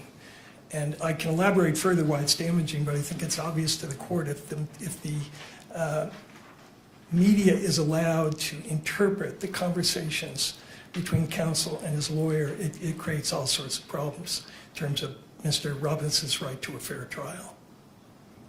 Thank you, Mr. Burt. Thank you. And just one more question. I apologize. Just for the benefit of the record, from your position, citing to the standing decorum order, the violation itself, so we can connect it all from your arguments. Yes, Your Honor, I forget the paragraph, but there is a paragraph in the court's latest December 23rd decorum order. It's I think paragraph 48. 48. And it's been a feature of every decorum order. I think we're on the third one. But from the start, the court has prohibited zoom-ins to allow lip readers to interpret what's being said between counsel and the defendant. And finally, I think you led with this in regards to the sanctions being requested. You cited to the court sanctions, and then there was a second one referring to, and I want to make sure I wrote it down right, because sure. Something along the lines of not showing Mr. Robinson at all. Like, I want to make sure I understood that request. Sure. The request was either to exclude the cameras for purposes of this hearing in its entirety because of the violation and because we can't be assured that the cameraman's going to comply with the court's order. The second request is if the court is not going to exclude the cameras, then it should, at the very least, order the cameraman not to shoot any footage of Mr. Robinson. That the camera should be focused on the court and the witnesses if the court permits that, but it should not be zooming in on Mr. Robinson. His demeanor, his conversations with his lawyers have nothing to do with the newsworthiness of this case. And what it's allowing is very prejudicial information to be leaked to the public through these lip readers and body language interpreters, and it's creating massive prejudicial publicity for us. So that's the request. Thank you, Mr. Burt. Thank you. I'll hear from other parties if they wish to be heard. Yes, Your Honor. Michael Judd on behalf of the media entities. I want to take the court back to that specific paragraph of the decorum order because I do want to make sure we're on the same page about this. It's the second sentence of paragraph 48 of the decorum order that I understand is at issue here. It does say no visual recording is permitted of a person's lips so as to be decipherable by a lip reader during conferences involving counsel, at counsel tables, or bench conferences with the judge. The zoom-in language that you have heard referred to previously doesn't fall in that sentence. The zoom-in language comes in the next sentence, which says no one may zoom in on anything on counsel's table or the bench to identify any writings. So those are two separate things. The first that we learned about this was during the break. I briefly reviewed the two videos that the court has reviewed. I understand that those were 9 seconds and 5 seconds long. I identified the provision of the decorum order that I believe applied here, spoke to the pool cameraman about that, ensured that the rule about capturing conversations involving counsel at counsel's table or at the bench so that they may be decipherable by lip readers was an important provision in the court's decorum order, that it should be followed. I understand that the cameraman understands that rule, that any capture of those conversations was inadvertent. I understand the concerns raised by defense in this case about potential prejudicial effect of something that is intended to capture conversations. I don't believe that that's what occurred in this case. I believe that the court's order should be understood and applied as written and done so strictly. But I don't believe that there's been a violation here. We've been now on the record for 3 hours. I believe that the total length of the two videos that were shown to the court were 14 seconds long. Whether or not either of those conversations rises to the level of capturing the movement of somebody's lips so that it can be decipherable from a lip reader, I'm not in a position to judge. But I can assure the court that the media is aware of that provision, of defense's concern about the potential violation of that order, and that they will take that seriously. That's already been raised, already been discussed. As far as the remedy sought here, I think that excluding all cameras from the courtroom for this important part of this important proceeding would be broader than any sort of remedy would be necessary here, as would the direction that the cameras not show Mr. Robinson in any way. I understand that potentially any shot on a still camera, on a video camera of a defendant in a criminal case could potentially be twisted or used by some to try to impute some sort of thought or some sort of idea. But I don't believe there's anything in the court's rules. I don't believe there's anything in the rulings so far to date that suggests that the way to address that kind of concern is to say that a defendant, a critical figure in a case like this, and one that the decorum order clearly allows to be photographed and videoed, be kept off camera altogether. The media continues to take this seriously. Before every single hearing, we speak about the decorum order and what it requires. We recognize the importance of doing it and that there can be consequences if that's not kept. The media understands and hears that, and do not believe that any further reprimand or any sort of further exclusion is necessary here. Thank you. Well, before I turn to you, I want to turn to the stage. I want to give all parties an opportunity, and then that allows you to respond to whatever they say. Your Honor, we have nothing to add. We'll submit the issue. All right, Mr. Burt.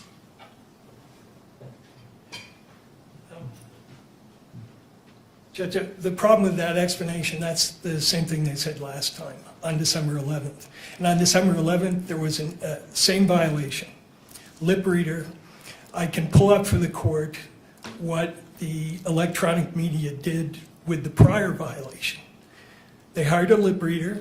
The lip reader purported to derive a confession from the incident, and they posted that. It's still up there.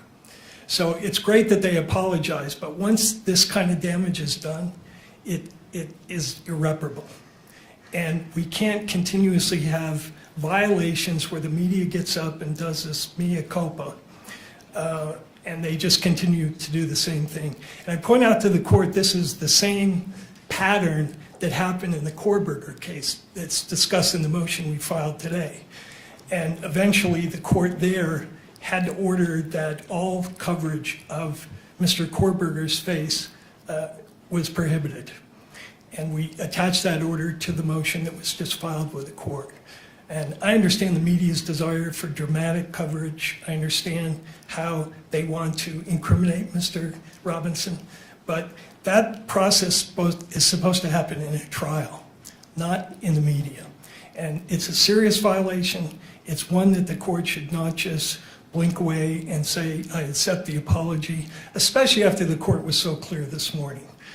Calling the cameraman up, asking if he had read the December 23rd order, and his response was, I'm good to go. Meaning he had read it, and presumably he read that provision about zooming in on lips. There's no excuse for it. The court should take some action. Thank you, Mr. Thank you. Anything further from any of the parties before this court makes a ruling on this issue that's before it? No. I just want to make one note, Your Honor. Those clips that I showed you are just small portions of much longer footage that was available in the live stream. That was just what we needed to compartmentalize to get it to Your Honor, but it was a much more extensive period of time. All right, I appreciate this being brought promptly to the court's attention. This is an important issue, and the court takes it very seriously. As it relates to today, well, first, I did put on the record very clearly that there would be potential consequences for any violation of the court's December 23rd, 2025 standing decorum order. For the first part, well, and I've also had a chance to view the two clips that was presented. It was shown to all parties. The first appeared to show an attorney, and Mr. Robinson, speaking for about 9 seconds is what my memory tells me and reminds me. The second clip was for about 5 seconds. I believe it was from a slightly different angle, but it also captured that. And in both instances, I could see Mr. Robinson's lips moving, and I don't remember about the second clip, but I believe in the first clip it also showed counsel's lips moving, but notwithstanding, that was in place. I also refer to the statement made by the counsel for the news media, and going to it is paragraph 48, and I will read it in its entirety. No audio recording is permitted of the conference involving counsel at counsel's tables or during bench conferences with the judge. No visual recording is permitted of a person's lips so as to be decipherable by a lip reader during conferences involving counsel at counsel's table or bench conferences with the judge. No one may zoom in on anything on counsel's tables or the bench to identify any writings. Now, in regards to the zooming, I know there was a representation, and it's easy to, as you're reading, to kind of combine it, but I'm not finding that zooming in relates to the lip reader portion, but that's not material. I do find that, and I'm not a lip reader, so I don't know what the standard is for lip reading, but I do note that 9 seconds in that first clip, one could see his lips moving, and it is a significant time as it relates to this particular issue. It wasn't a passing shot. It was focused on these two persons, and so I find that the decorum order, as it relates to paragraph 48, as it relates to no visual recording is permitted of a person's lips so as to be decipherable by a lip reader, I find that has been violated. In regards to the second clip, 5 seconds, where it shows Mr. Robinson and I believe one of counsel, that I was able to view Mr. Robinson's lips moving. It wasn't a passing shot that it just so happened to capture. It was focused on them. I find that is a violation of paragraph 48 as it relates to no visual recording is permitted of a person's lips so as to be decipherable by a lip reader. Turning to the next section, finding that the violations have been shown as the court has reviewed the purported evidence of these two violations, I turn to the sanctions. Previously, I stated that under Utah Code Section 78B-6-310, if the court finds a person guilty of contempt, the court may impose a fine of up to $1,000, order incarceration in the county jail for up to 30 days, or both. I find that applying this sanction would be disproportionate to what the conduct was in those two clips. And the court notes that it is the court's discretion on whether to apply it or not. I find that the court will not issue this sanction. In addition, the other sanctions the court stated earlier today, in addition, the court may impose the following remedial measures if warranted. Immediate suspension of video transmission of the hearing, with proceedings continue only on an audio-only basis for this proceeding where the violation occurred, and disqualification, if necessary and narrowly tailored, of the news organization that filed the request in order for the electronic media coverage of the court proceedings for the hearing in which the violation occurred from providing pool camera operator services in this matter where the court determines such a measure is required to ensure compliance with the standing decorum order and protect the rights of the parties.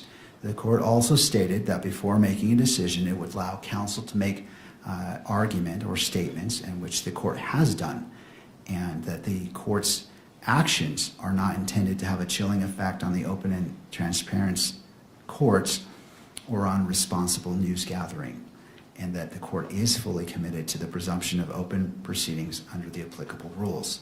That being stated, and as the court was listening, Mr. Burt has suggested that one of the potential sanctions is that for the camera for the remainder of the hearing, and not to show Mr. Robinson at all as a sanction for the remainder of today's hearing.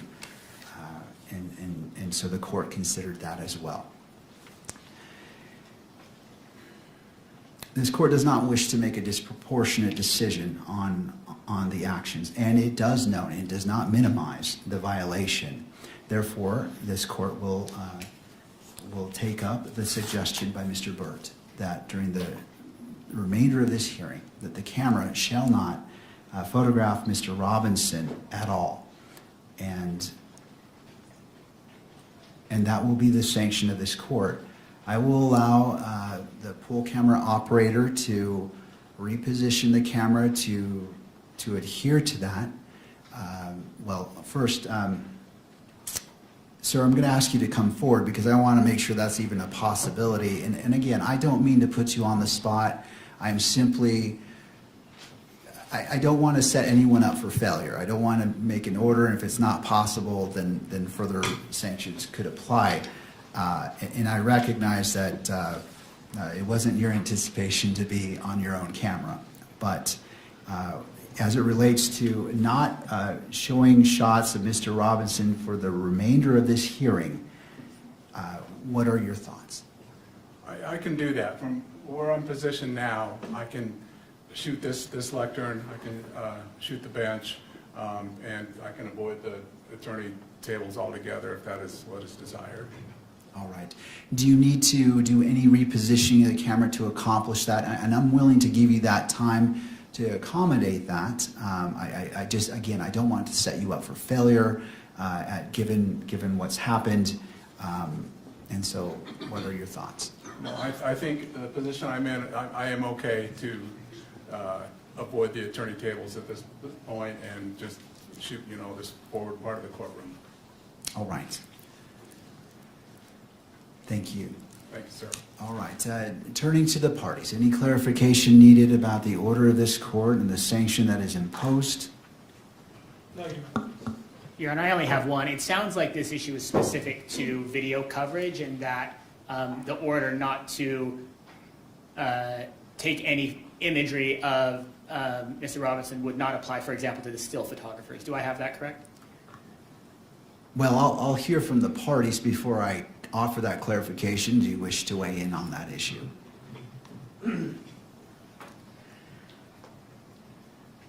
Just to indicate to the court that one of the problems is not just with the audio, with the video coverage, but most of the coverage is not covering the proceedings so much as close-ups of Mr. Robinson and comments about his demeanor. So if they catch him in a moment speaking civilly to his attorneys and he happens to smile, that then is twisted into evidence that he's some sort of a remorseless killer. So that applies to the still photography as much as what's going on with the video. So we'd ask the court not to permit still photography, at least for purposes of today. And I think after the court sees the motion, we'd be in a position to talk about the future. But I think for now, that's our request. Thank you, Mr. Burt. Thank you. To the state. Nothing further, Your Honor. And any other input? All right. This court narrowly tailors its decision as to the violation, and the violation comes from the camera, the pool camera providing live feed. It doesn't come from the photographer. The photographer is the still, I don't know what the exact term is, in this moment it is eluding me, but the person who's operating the camera to take still shots is under the same requirements for this decorum order. I am not going to sanction them because what was before me with the 9-second clip and the 5-second clip doesn't apply to them. And so I'm going to limit the sanction as it relates to the pool camera photographer, again recognizing that the standing decorum order applies equally to the still camera photographer. Thank you, counsel. I appreciate you bringing this to the court's attention and the seriousness and professionalism that you presented this to the court. So thank you to all parties. And again, to the camera operator, do you need time to test out to ensure that there is any inadvertent capturing? I'm willing to do that. I just want to make it clear as day that Mr. Robinson is not to be captured in a sweeping shot in any form for the remainder of this hearing. Understood, Your Honor. All right. All right, counsel. With that in mind, how would you like to proceed? Proceed? We'd ask the court to, and the clerk to swear in Mr. Gray.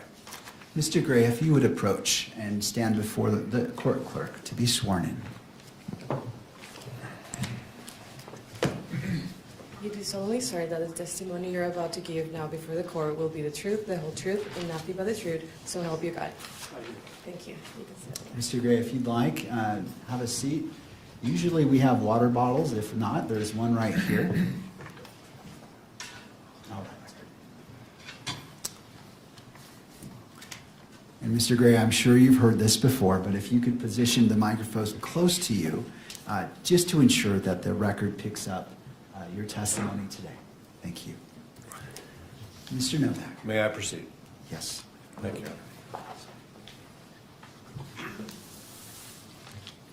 Mr. Gray, how long have you been associated with the Utah County State Attorney's Office? 3 years. Okay, and was it 3 years ago that you were elected to be the chief prosecutor of that office? Yes. All right. And had you ever previously been associated with the Utah County Prosecutor's Office in any other capacity? I've defended on criminal appeals. I was a criminal appeals attorney for the state of Utah for 23 years, so I represented the state of Utah on those criminal appeals, which would include Utah County. Okay. And did you ever have any professional relationship with the Utah County Attorney's Office in any other capacity other than the appellate work you did before you were elected? Not to my recollection, no. Because we're in an open session and based on some of the guidance from the court, I'm going to ask you questions. Well, let me back up. How many prosecutors are in your office right now? Well, that are with our courts, that are actively engaged in our court system is 30, and then we have screening prosecutors as well, and that would be another 7 or 8. Okay, so I'm going to try to... I should stop because I also, my executive team, they don't have courts, so there's another 5 of them as well. Okay, so let me ask a better question. How many prosecutors in your office represent the state in felony matters? Well, all of them that I just described. 30? I mean, even the screeners. Yes, the screeners, my executive team, they are assigned to special cases. Usually my executive team, for example, aggravated murder cases, some homicide cases. So they also are prosecuting and represent the state in trials. Can you explain what you mean by the executive team? The executive team would include, obviously myself, I have 2 chief deputies, 1 chief deputy, another chief deputy's general counsel, and then I have a division chief over major crimes and a division chief over general crimes. So is it fair to say that there are at least 24 prosecutors in your office who have substantial experience prosecuting serious offenses? 24? I don't know that I'd go as far as 24. Okay. Certainly all my SVU attorneys have that experience. Most of my violent felony attorneys have that experience too, but not all. Okay. And do you know how many attorneys in your office have actually participated in homicide litigation? I don't know the exact number, but I would say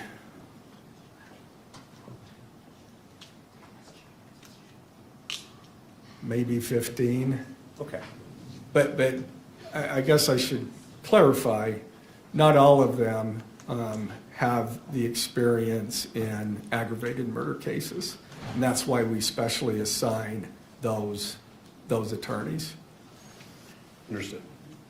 And how many do you believe have experience in aggravated homicide cases?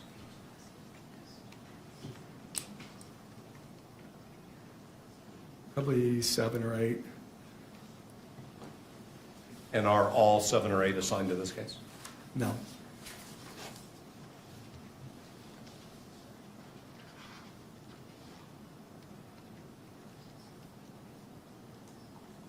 Are the 5 other than you who are assigned to this case experienced in aggravated felony cases? 4, well, either 3 or 4. Of the 5? Yeah. Okay. All right, now I'm going to ask you some questions about a specific member of your office. And because the court may or may not ultimately order that attorney's identity remain sealed, you know what I mean by the word sealed, right? Yes. I'm going to refer to that person as Prosecutor A, okay? You all right with that? Sure. Okay. So how long have you known Prosecutor A? About 3 years. In your work as appellate counsel for the state, did you have any contact with Prosecutor A? I may have. I don't recall. We generally send something out when we get an appeal, we generally send, the AG's office, we send something out to the prosecutor, ask them to fill out anything that we should know. More often than not, they never send us anything. And because it's an appeal, I mean, we're bound by the record. So there's not usually an occasion, but sometimes there is. But I couldn't say for sure that I've never talked. I certainly don't remember ever talking to him, though I could have. Okay. Is Prosecutor A member of your executive team? Yes. Okay. And did you select Prosecutor A to be a member of your executive team? Yes. And that was at the beginning of your Yes. tenure as the Utah County Attorney? Yes. All right. And so you've had close working contact with Prosecutor A, who's a member of your executive team for the past 3 years? Yes. And that, unless you're out of the office traveling or on vacation, that's basically every work day of the month, correct? Yes. All right. And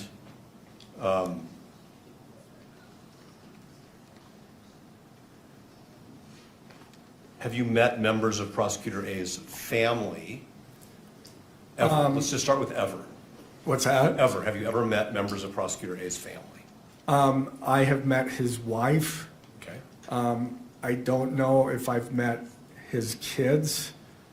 I may have in passing, but I don't really. If I did, it was like at a function, they say, "This is my family," and introduce me. But I don't remember.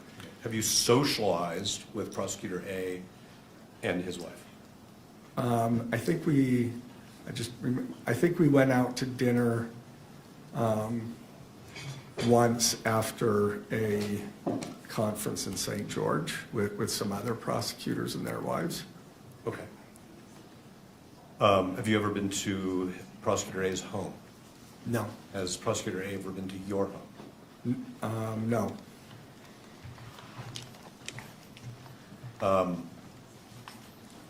You engage in recreational activities in any way with Prosecutor A? No. Whatever you do, running, pickleball? No. I need to do more running, but unfortunately I don't. All right, understood. Okay. Now, Prosecutor A has an adult child who was at the September 10th rally at Utah Valley University, correct? That is what I mean, I don't have personal knowledge of that other than what they have told me. So like, I never saw that adult child, but I'm assuming, yes, that's true.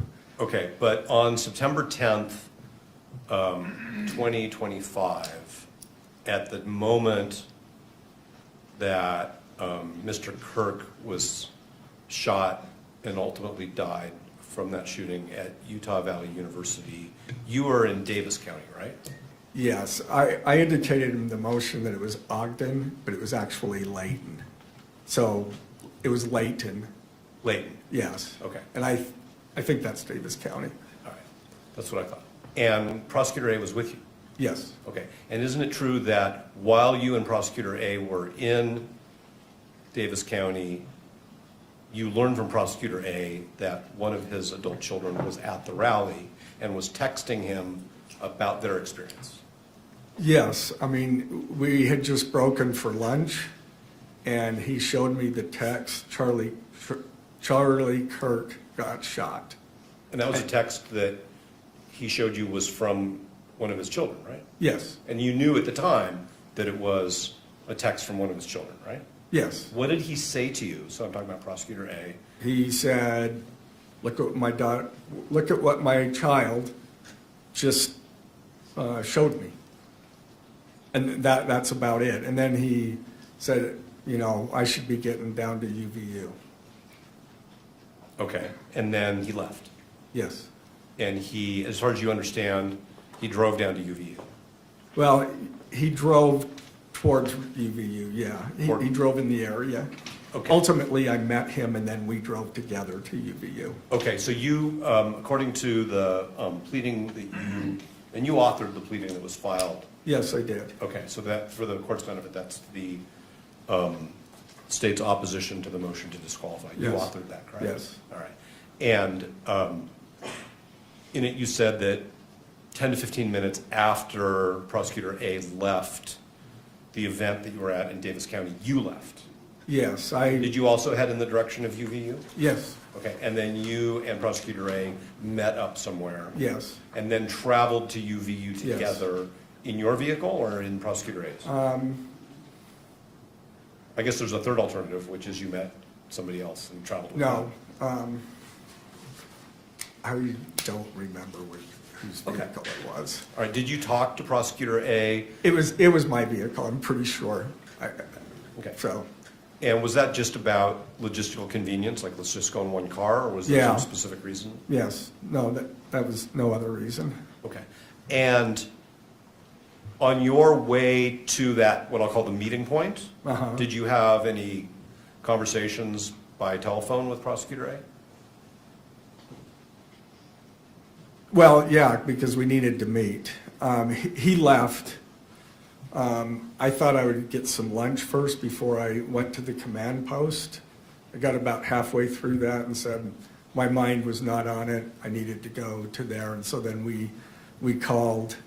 I believe I called him or he called. I'm not sure who called who, but then we met. We hadn't arranged that when he left. Understood. But did he convey to you any more information about his child's experience in those conversations? No, Okay. And did you inquire, like, how's your kid or anything like that? I did not. Okay. And so you met up and then you went to the command post, which was established near the university, correct? It was at the university. Okay. Was it inside one of the buildings? What's that? It was inside one of the academic buildings. Yes. And did you see Prosecutor A's child there when you were there? No. Were you introduced to that person? No. Okay. Did you have any conversations with Prosecutor A about whether they should stick around and wait? No. Did you? My understanding, my understanding was that everybody had left. We were told that most of the students had left. They had not, or attendees, so. Okay, so as far as you know, Prosecutor A's adult child had left the university before you left? As far as I know. My understanding was that, most of the students had fled. That first they went into buildings or whatever, and then they made their way out.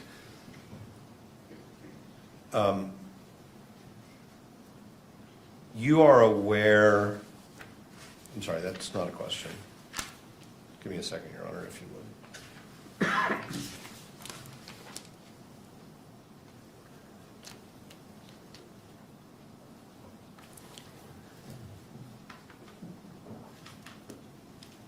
Okay, so did you spend time with Prosecutor A at the command post on September 10th at UVU?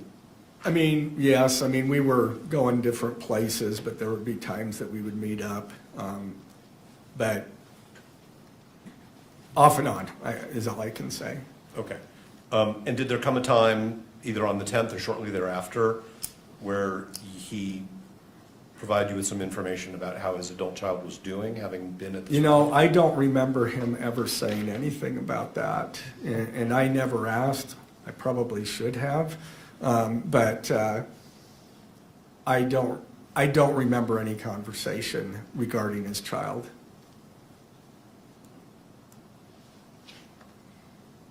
Was there anybody else at the rally who you are friends with, or is a relative of yours, or a close coworker that you're aware of? I know that there were some people in my LDS ward whose children were there. Okay. And when you say some people, could you be a little more specific? Like how many different families? Just members of the ward. Sure, but do you know how many different families that would be? I think I was told about 2. Okay. And who told you that? One of the families. Okay, so one of the families in your ward informed you that one of their own children had been there, and then another one had been there? And then somebody else from the ward had been there. I see. And do you know who those people are by name? I'm not asking you their names. I just want to know if you came to learn who they are. Yeah, I came to learn who they are. Yeah. Okay. And are you close with those people? I mean, we're casual friends with one of them, but I don't think I learned that until well after we'd filed the information. Understood. When did you learn that? Sometime after. I don't know.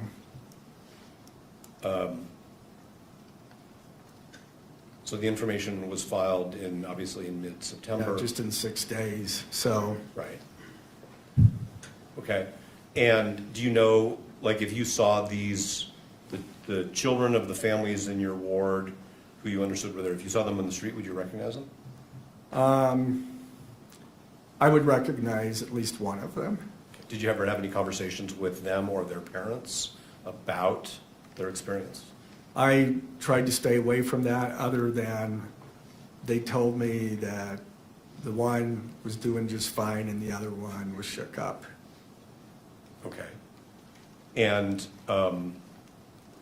the other one was shook up. I mean, is that the term used, or is that just your way to summarize? That's my way of summarizing. I mean, What did they tell you? Having a hard time with it or something of that nature. I'm sorry I interrupted you. So somebody who you know from your ward, Yeah. told you that their child, is their child a student at UVU?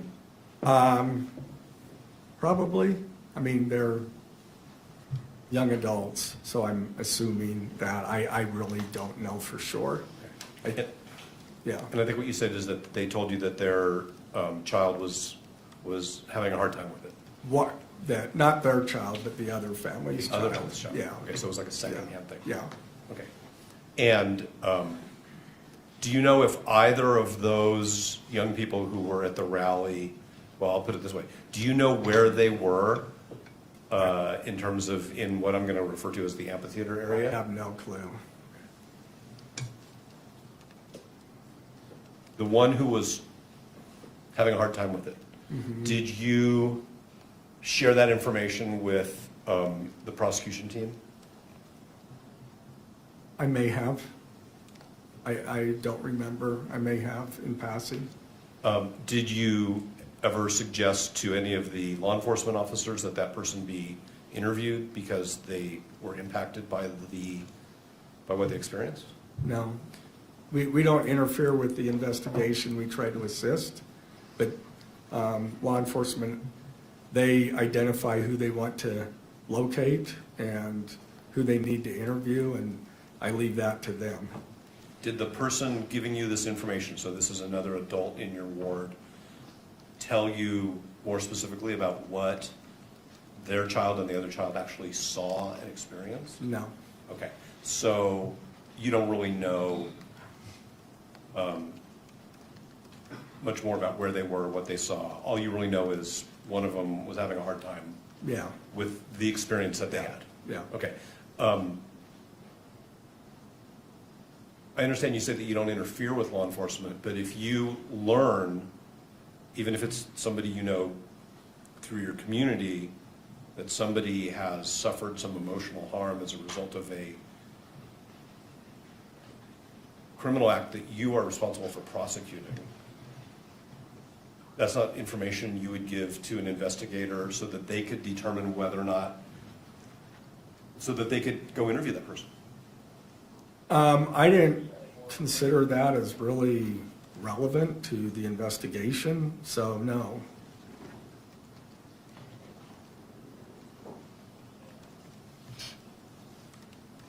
The fact that this young person was having a tough time with what they experienced is what you're saying isn't relevant? And when lawyers use the word relevant, we got to... Well, it's relevant to them. As far as relevant as to our case, I don't believe so, no. Okay, understood.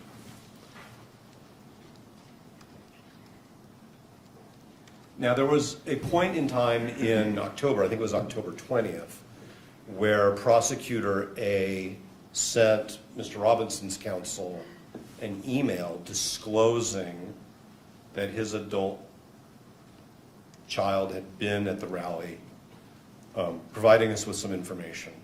Yes. And so my first question is, were you part of a decision to disclose that information? Yes. Okay. And were you part of a decision as to how that information would be disclosed or how much information would be disclosed? Like what led to that email? Well, there was no decision needed as to how much. The decision was to provide the information that we ultimately provided you. And that is not because we believed that there was a conflict of interest, but that was out of an abundance of caution. I understand it's your position that you don't think that there's a conflict Right. of interest. But I think that's clear. All right. Did the entire prosecution team, as it was constituted on October 20th, discuss this bundle of information that was being disclosed, or was it just you and Prosecutor A? I know that me and Prosecutor A discussed it, and he may have discussed it with others. I don't believe anybody else was there. When you discussed it? When we discussed it, one of them may have been, or two, I don't know. But the information that you obtained, sort of if I may, in the heat of the moment back on September 10th in Davis County, that Prosecutor A's child had this experience. And the text messages that went back and forth in the family, that information was shared with the prosecution team, correct? Everybody knew eventually. Eventually. Sure. I mean, yeah, eventually. Okay, so. I mean, I only knew the fact that she was there. At the time, I only knew that she was there and that she left. That's all I knew. Okay, but is it fair to say that you didn't set up any, I'm going to use a term like firewall, to keep the rest of the prosecution team isolated from this information that one of their colleagues' children had this experience at UVU on September 10th? No. Is there a written policy in your office, either that existed when you arrived or that you've prepared since then, for how to evaluate whether one of your prosecutors needs to be screened off from a case? You know, I'm not sure. I mean, we have those conflicts that come. I mean, the biggest thing on screening for us is if there's a potential conflict where information that the defendant has, one of our prosecutors has, because that's why you screen cases, is to make sure that shared confidences aren't also disclosed to, shared confidences with the defendant aren't shared with the prosecutor. But you could agree with me that there are other types of conflicts that can arise other than what we might call the, privileged communication. There may be, I mean, I think there can be, I can't think of any right now, but I think the rules are pretty clear with respect to shared confidences. You can't, screening isn't the end all, of how you treat conflicts. I mean, generally speaking, we will just conflict out to another office if we feel like we need to. One example, well, I won't go into that, but I mean, we've been threatened before, and there was an investigation, and of course, we conflicted it to a different prosecutor's office, because in that case, we were potential targets of this individual. Understood. Okay, so you're not sure if there's a written screening protocol, but what you're saying is when we know it when we see it. Well, sort of what I'm hearing you say.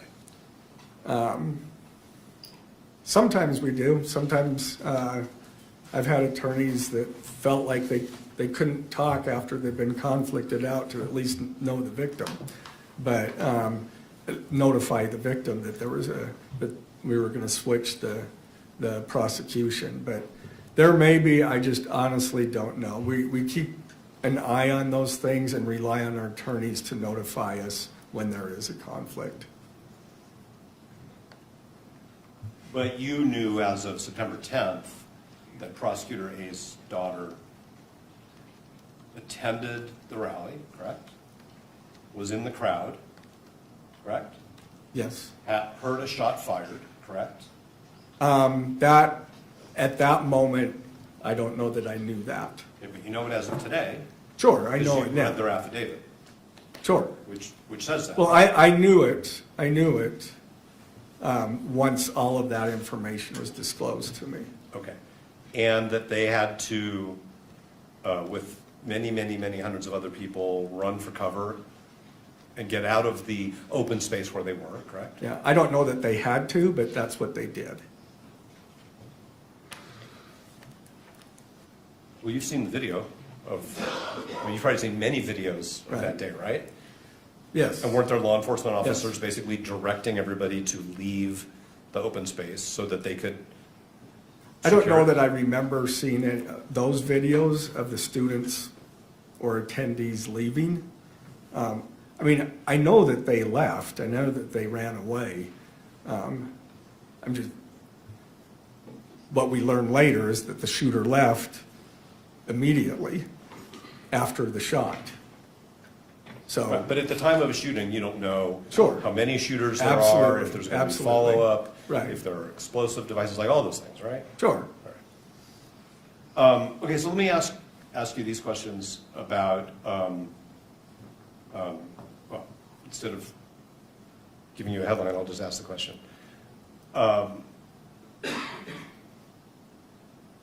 Once you had all of the information about Prosecutor A's child's experience, okay? What they saw, what they heard, what happened to them, the fact that they were separated from their personal property, all those things, okay? What I'm hearing you say is you never really discussed that with Prosecutor A and his family. No. I mean, I did discuss, I don't know if it was day 2 or day 3. Law enforcement was there on the day of the shooting, the next day, and I think into Thursday or Friday. I don't remember exactly which day. And at some point, I was told that Prosecutor A's child left the bag there. Okay. But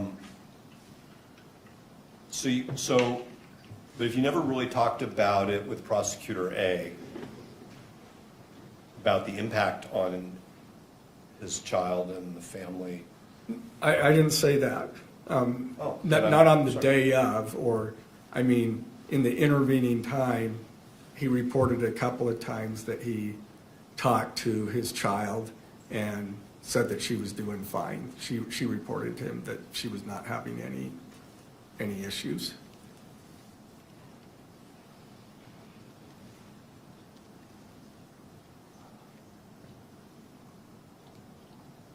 Did you ever ask him, well, what about you?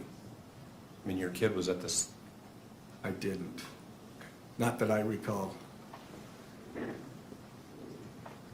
Did you ever consult with anybody in the Attorney General's office concerning whether prosecutors A's child's experience raised a potential conflict of interest for your office? No, that's what I did for 23 years with prosecutors, is consult on that. And so I didn't feel a need to go to those folks. I mean, I know how to try to figure that out. So when one of your responsibilities in the Attorney General's office was to consult about ethical issues? Different matters. Different matters. It could be a variety of things. Okay. And I mean, if you're talking about ethical issues in particular, I don't know that the Criminal Appeals Division was the right folks to consult, but I'm not even sure of who from the Attorney General's office would. So. Okay, but you worked in the Attorney General's office for a couple decades, right? Yeah. And what you're saying is that in your role as an appellate lawyer for the state, you would talk to prosecutors, I guess it's somewhat more informally, about ethical issues. Yeah, every once in a while, yeah. Sure. And so my question is whether you reached out to anybody in the Attorney General's office about this particular issue. No. Okay. Did you, and when I say you, I really mean you or anybody in your office on your behalf. Okay. Okay? Because you're the chief prosecutor, right? Yeah. So when I say you, Yes. I mean you and Okay. and people who work for you. What about the Utah State Bar? No. I mean, they give ethics guidance to attorneys on all kinds of issues, right? Yes. Okay. But no No. reach out. Other county attorneys in Utah, in other words, your colleagues who are elected chief prosecutors in their counties, did you discuss this with any of them? No. Are you a member of organizations of what I'll call chief prosecutors? I'm a member of the Utah County and District Attorneys Association. Okay. UCDAA. I'm actually the president of that organization. I'm a member of SWAP, which is the statewide association of public attorneys and prosecutors. I'm actually the president-elect of that organization. That's a lobbying organization. Okay. And do these associations have any mechanism for providing ethical guidance to their members? No. I mean, when we have questions, we may shoot out an email and ask about things. Did you do that in this No. situation? I consulted no one other than my team. Okay. I'm going to ask you 3 more categories just to be clear. Okay. Did you reach out to any law professors who No. purport to be ethics experts? No. Did you speak with any judicial officers No. about it? Court reporter, get the question and the answer. Oh, there you are. Well, I just said that I have talked to no one other than my team, so. Okay.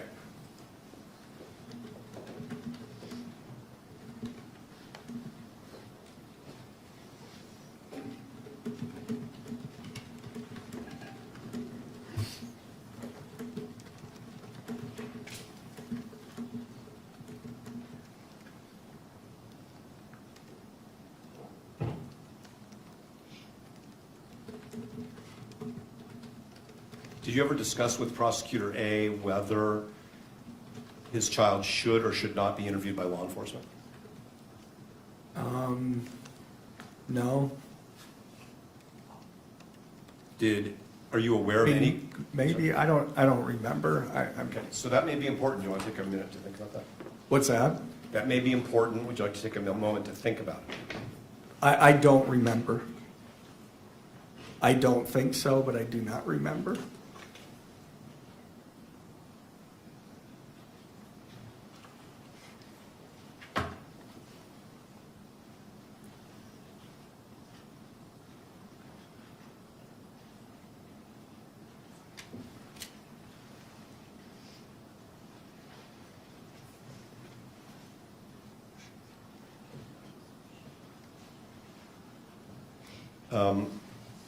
The brief that you filed on behalf of the state, I'm sorry, the opposition to the motion has a couple affidavits attached to it, right? Yes. Okay.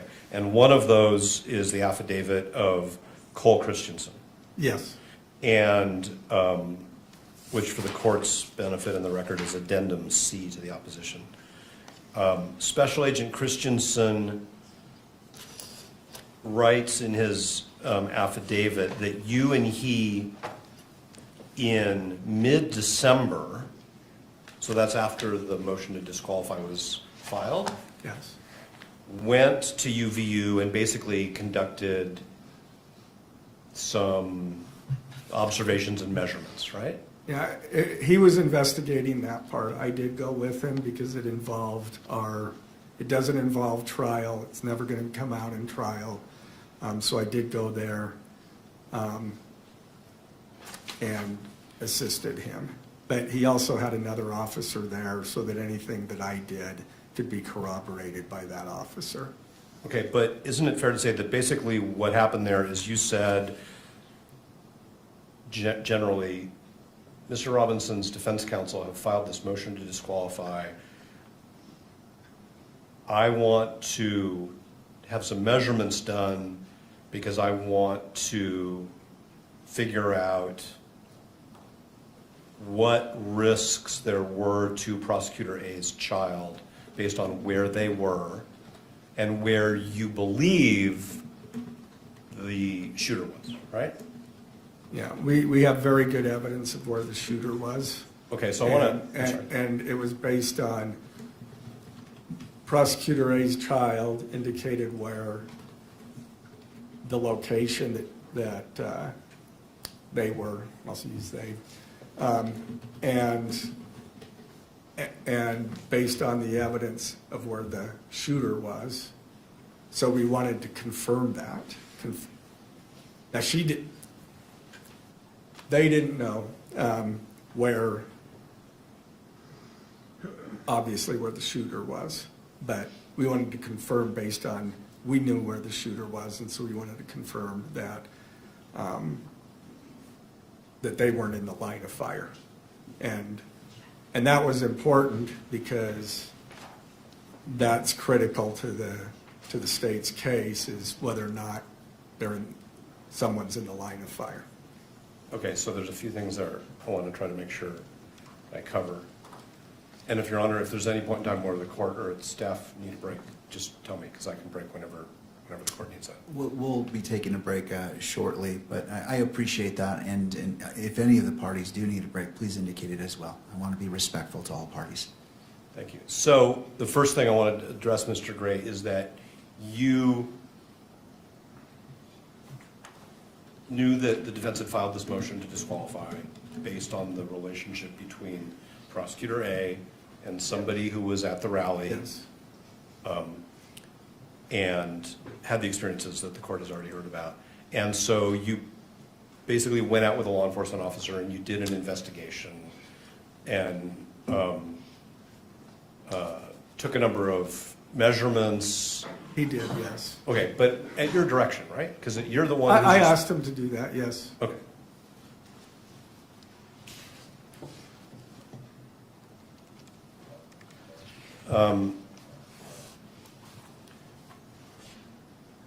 You say in connection with that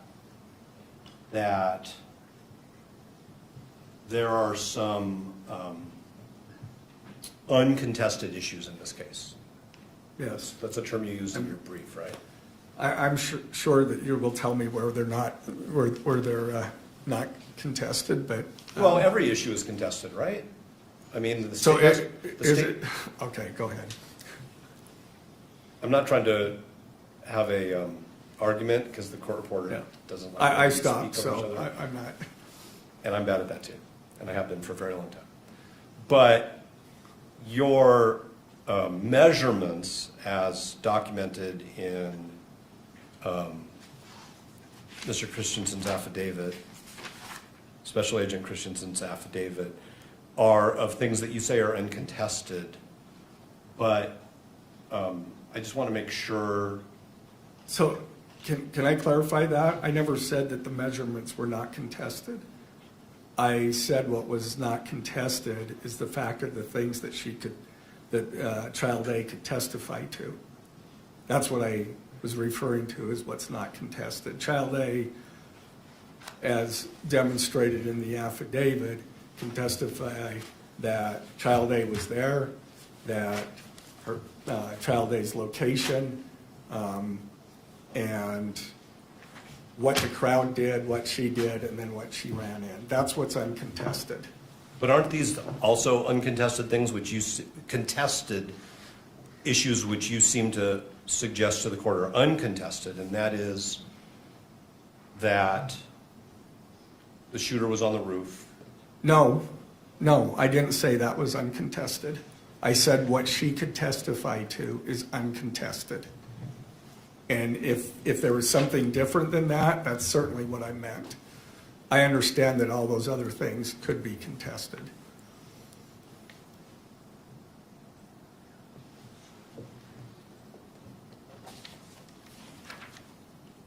Okay.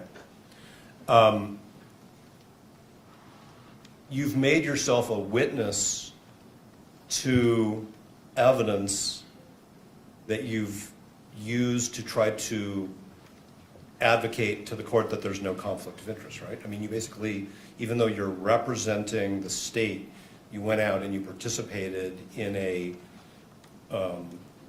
what you hope is a systematic way to measure whether Prosecutor A's daughter was in a line of sight from the place where the state alleges the shooter was, right? Sure. Okay. But as far as making myself a witness, I was careful to make sure that there was Cole Christensen and then an officer from UVU. If you look at the case law says that prosecutors can participate in these interviews and so forth. What we do is make sure that someone else is there so that we don't have to testify. And the defense can't force the prosecutor to testify under those circumstances. That's the case law. It won't surprise you that competent defense counsel have the same practice. We don't interview witnesses without investigators present. Right. And this was no different than that. Understood.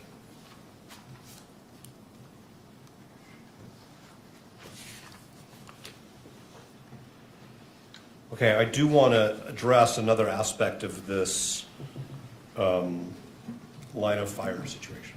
Okay, so it's the state's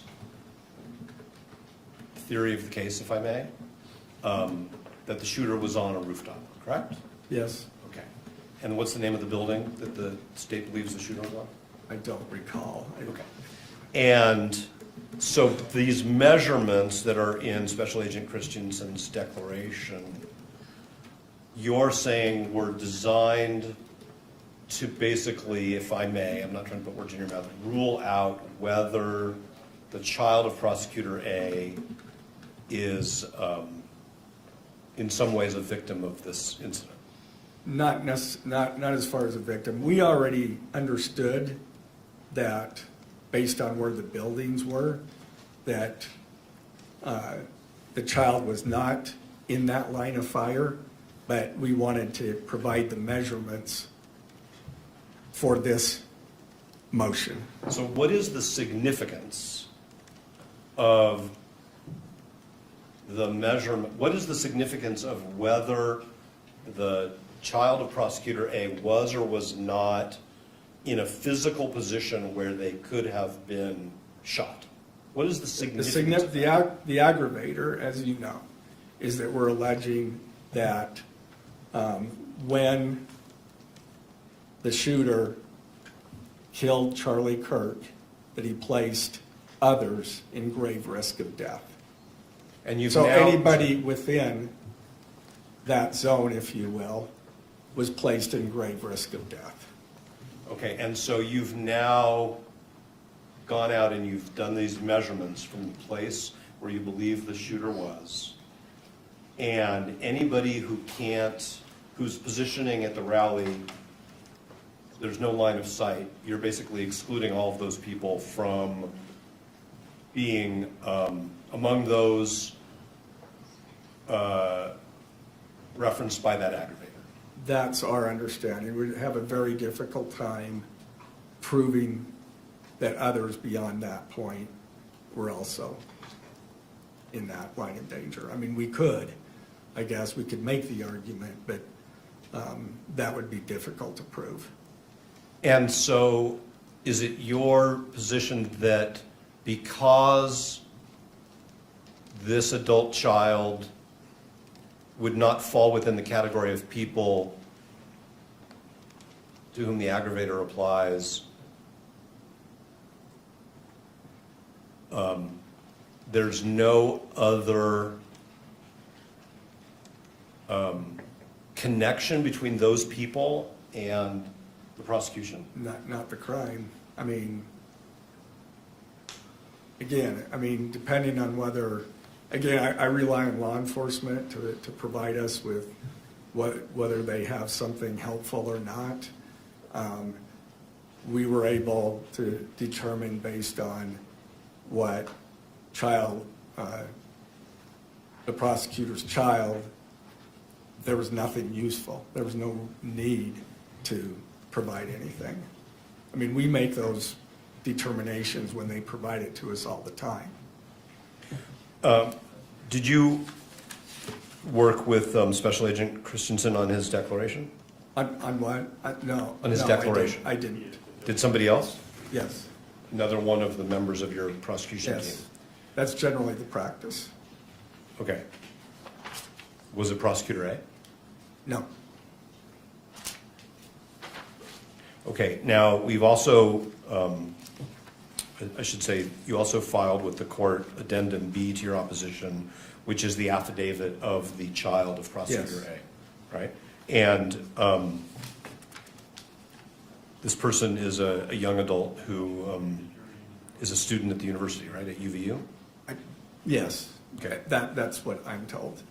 I Okay. have no reason Did you to doubt speak that. with this adult child in connection with the preparation of their affidavit? I did not. Do you know who did? I do. Who was that? It was Mr. McBride. Okay. And do you know whether Mr. McBride consulted at all with Prosecutor A about that? I couldn't answer that. I don't know. Okay. Did you read the affidavit? Of course, I wrote the opposition. I better read the affidavit. Did you play any role in the shaping of the affidavit in any way? No. It was just given to you, here's the affidavit? Well, I mean, we were aware of what the student, I'm going to call it student now. It's fine. We were aware with what the student had said as far as what the student was aware of. And so we obviously, as I started writing based on what my understanding of that was, and I'm sure that Mr. McBride covered those areas to make sure that we were accurate. Are you saying that the affidavit followed from your briefing and your briefing was based on your? No, that's not it. My briefing was based on what the information that the student provided. And so to that extent, I'm sure when Mr. McBride talked to the student, that he would cover those things.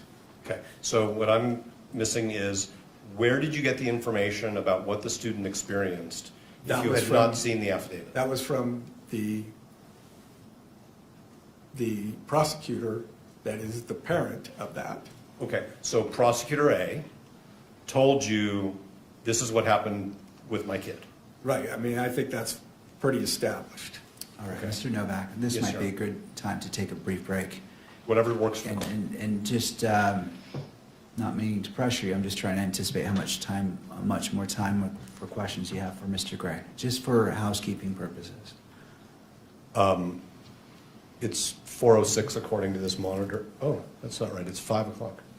The monitor says it's 4:06. That must be some time zone that somebody else lives in.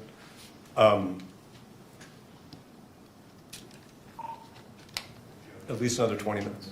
All right. So we'll take a 10 to 15-minute break, and perhaps council can confer in regards to housekeeping how we wish to address the remainder of the witnesses, whether in a setting today or a different setting. I'm not saying which way, but if you wouldn't mind consulting, and we can discuss that briefly when the recess is over. That's fine. Do you want to give us some guidance on what works for the court and its staff? Because, like, I didn't know it was 5 o'clock, but it is. Right. Go ahead and discuss that, and I'll talk with staff as well. That it gives me time to speak with them, and then we can confer on with that. All right. Thank you. Court will be in a brief recess for 10 to 15 minutes. All right.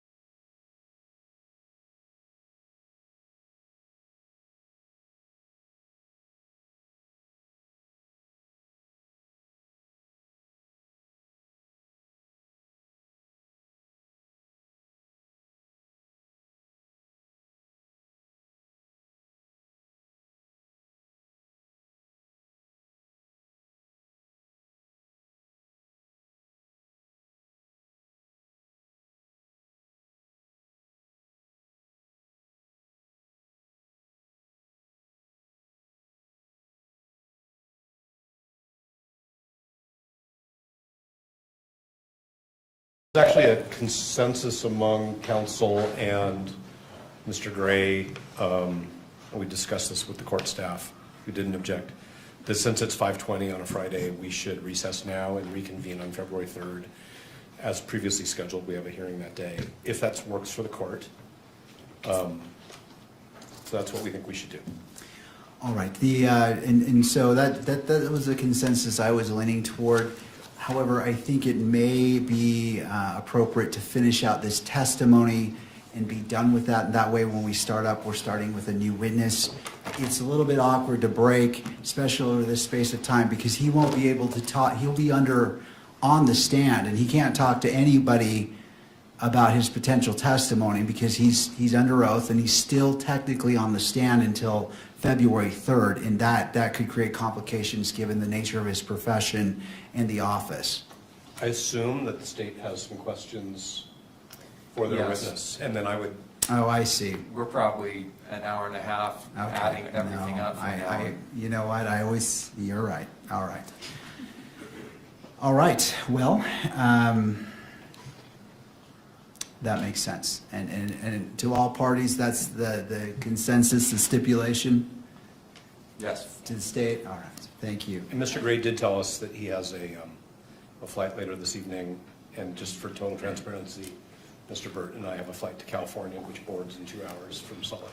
And, Your Honor, obviously, we're not asking that he not be allowed to communicate with the county attorney's office. If they Sure. just don't discuss his testimony, that'll be sufficient as officers of the court. I appreciate that guidance. I just want to make that clear. It is a little bit tricky when somebody's on the stand and they come off the stand. All right. Well, I believe we do have a hearing set for February 3rd at 1 o'clock. Does that comport with everyone's notes? Yes. And we'll go ahead and reconvene at that time and continue this hearing, and we can take it from there. Does any party wish the benefit of the record? I don't think we need to ask the court to order the witnesses to return or serve new subpoenas. Yeah, no, I think the witnesses are planning on attending that hearing as well. We'll make sure that's. We don't need the record for that. If we are told we need a new subpoena for any reason, we'll do it. All right. Thank you, Your Honor. Thank you, counsel. I appreciate your hard work today. I wish you a good afternoon and a weekend, as well as to Mr. Robinson. Court is in recess. Thank you. All right.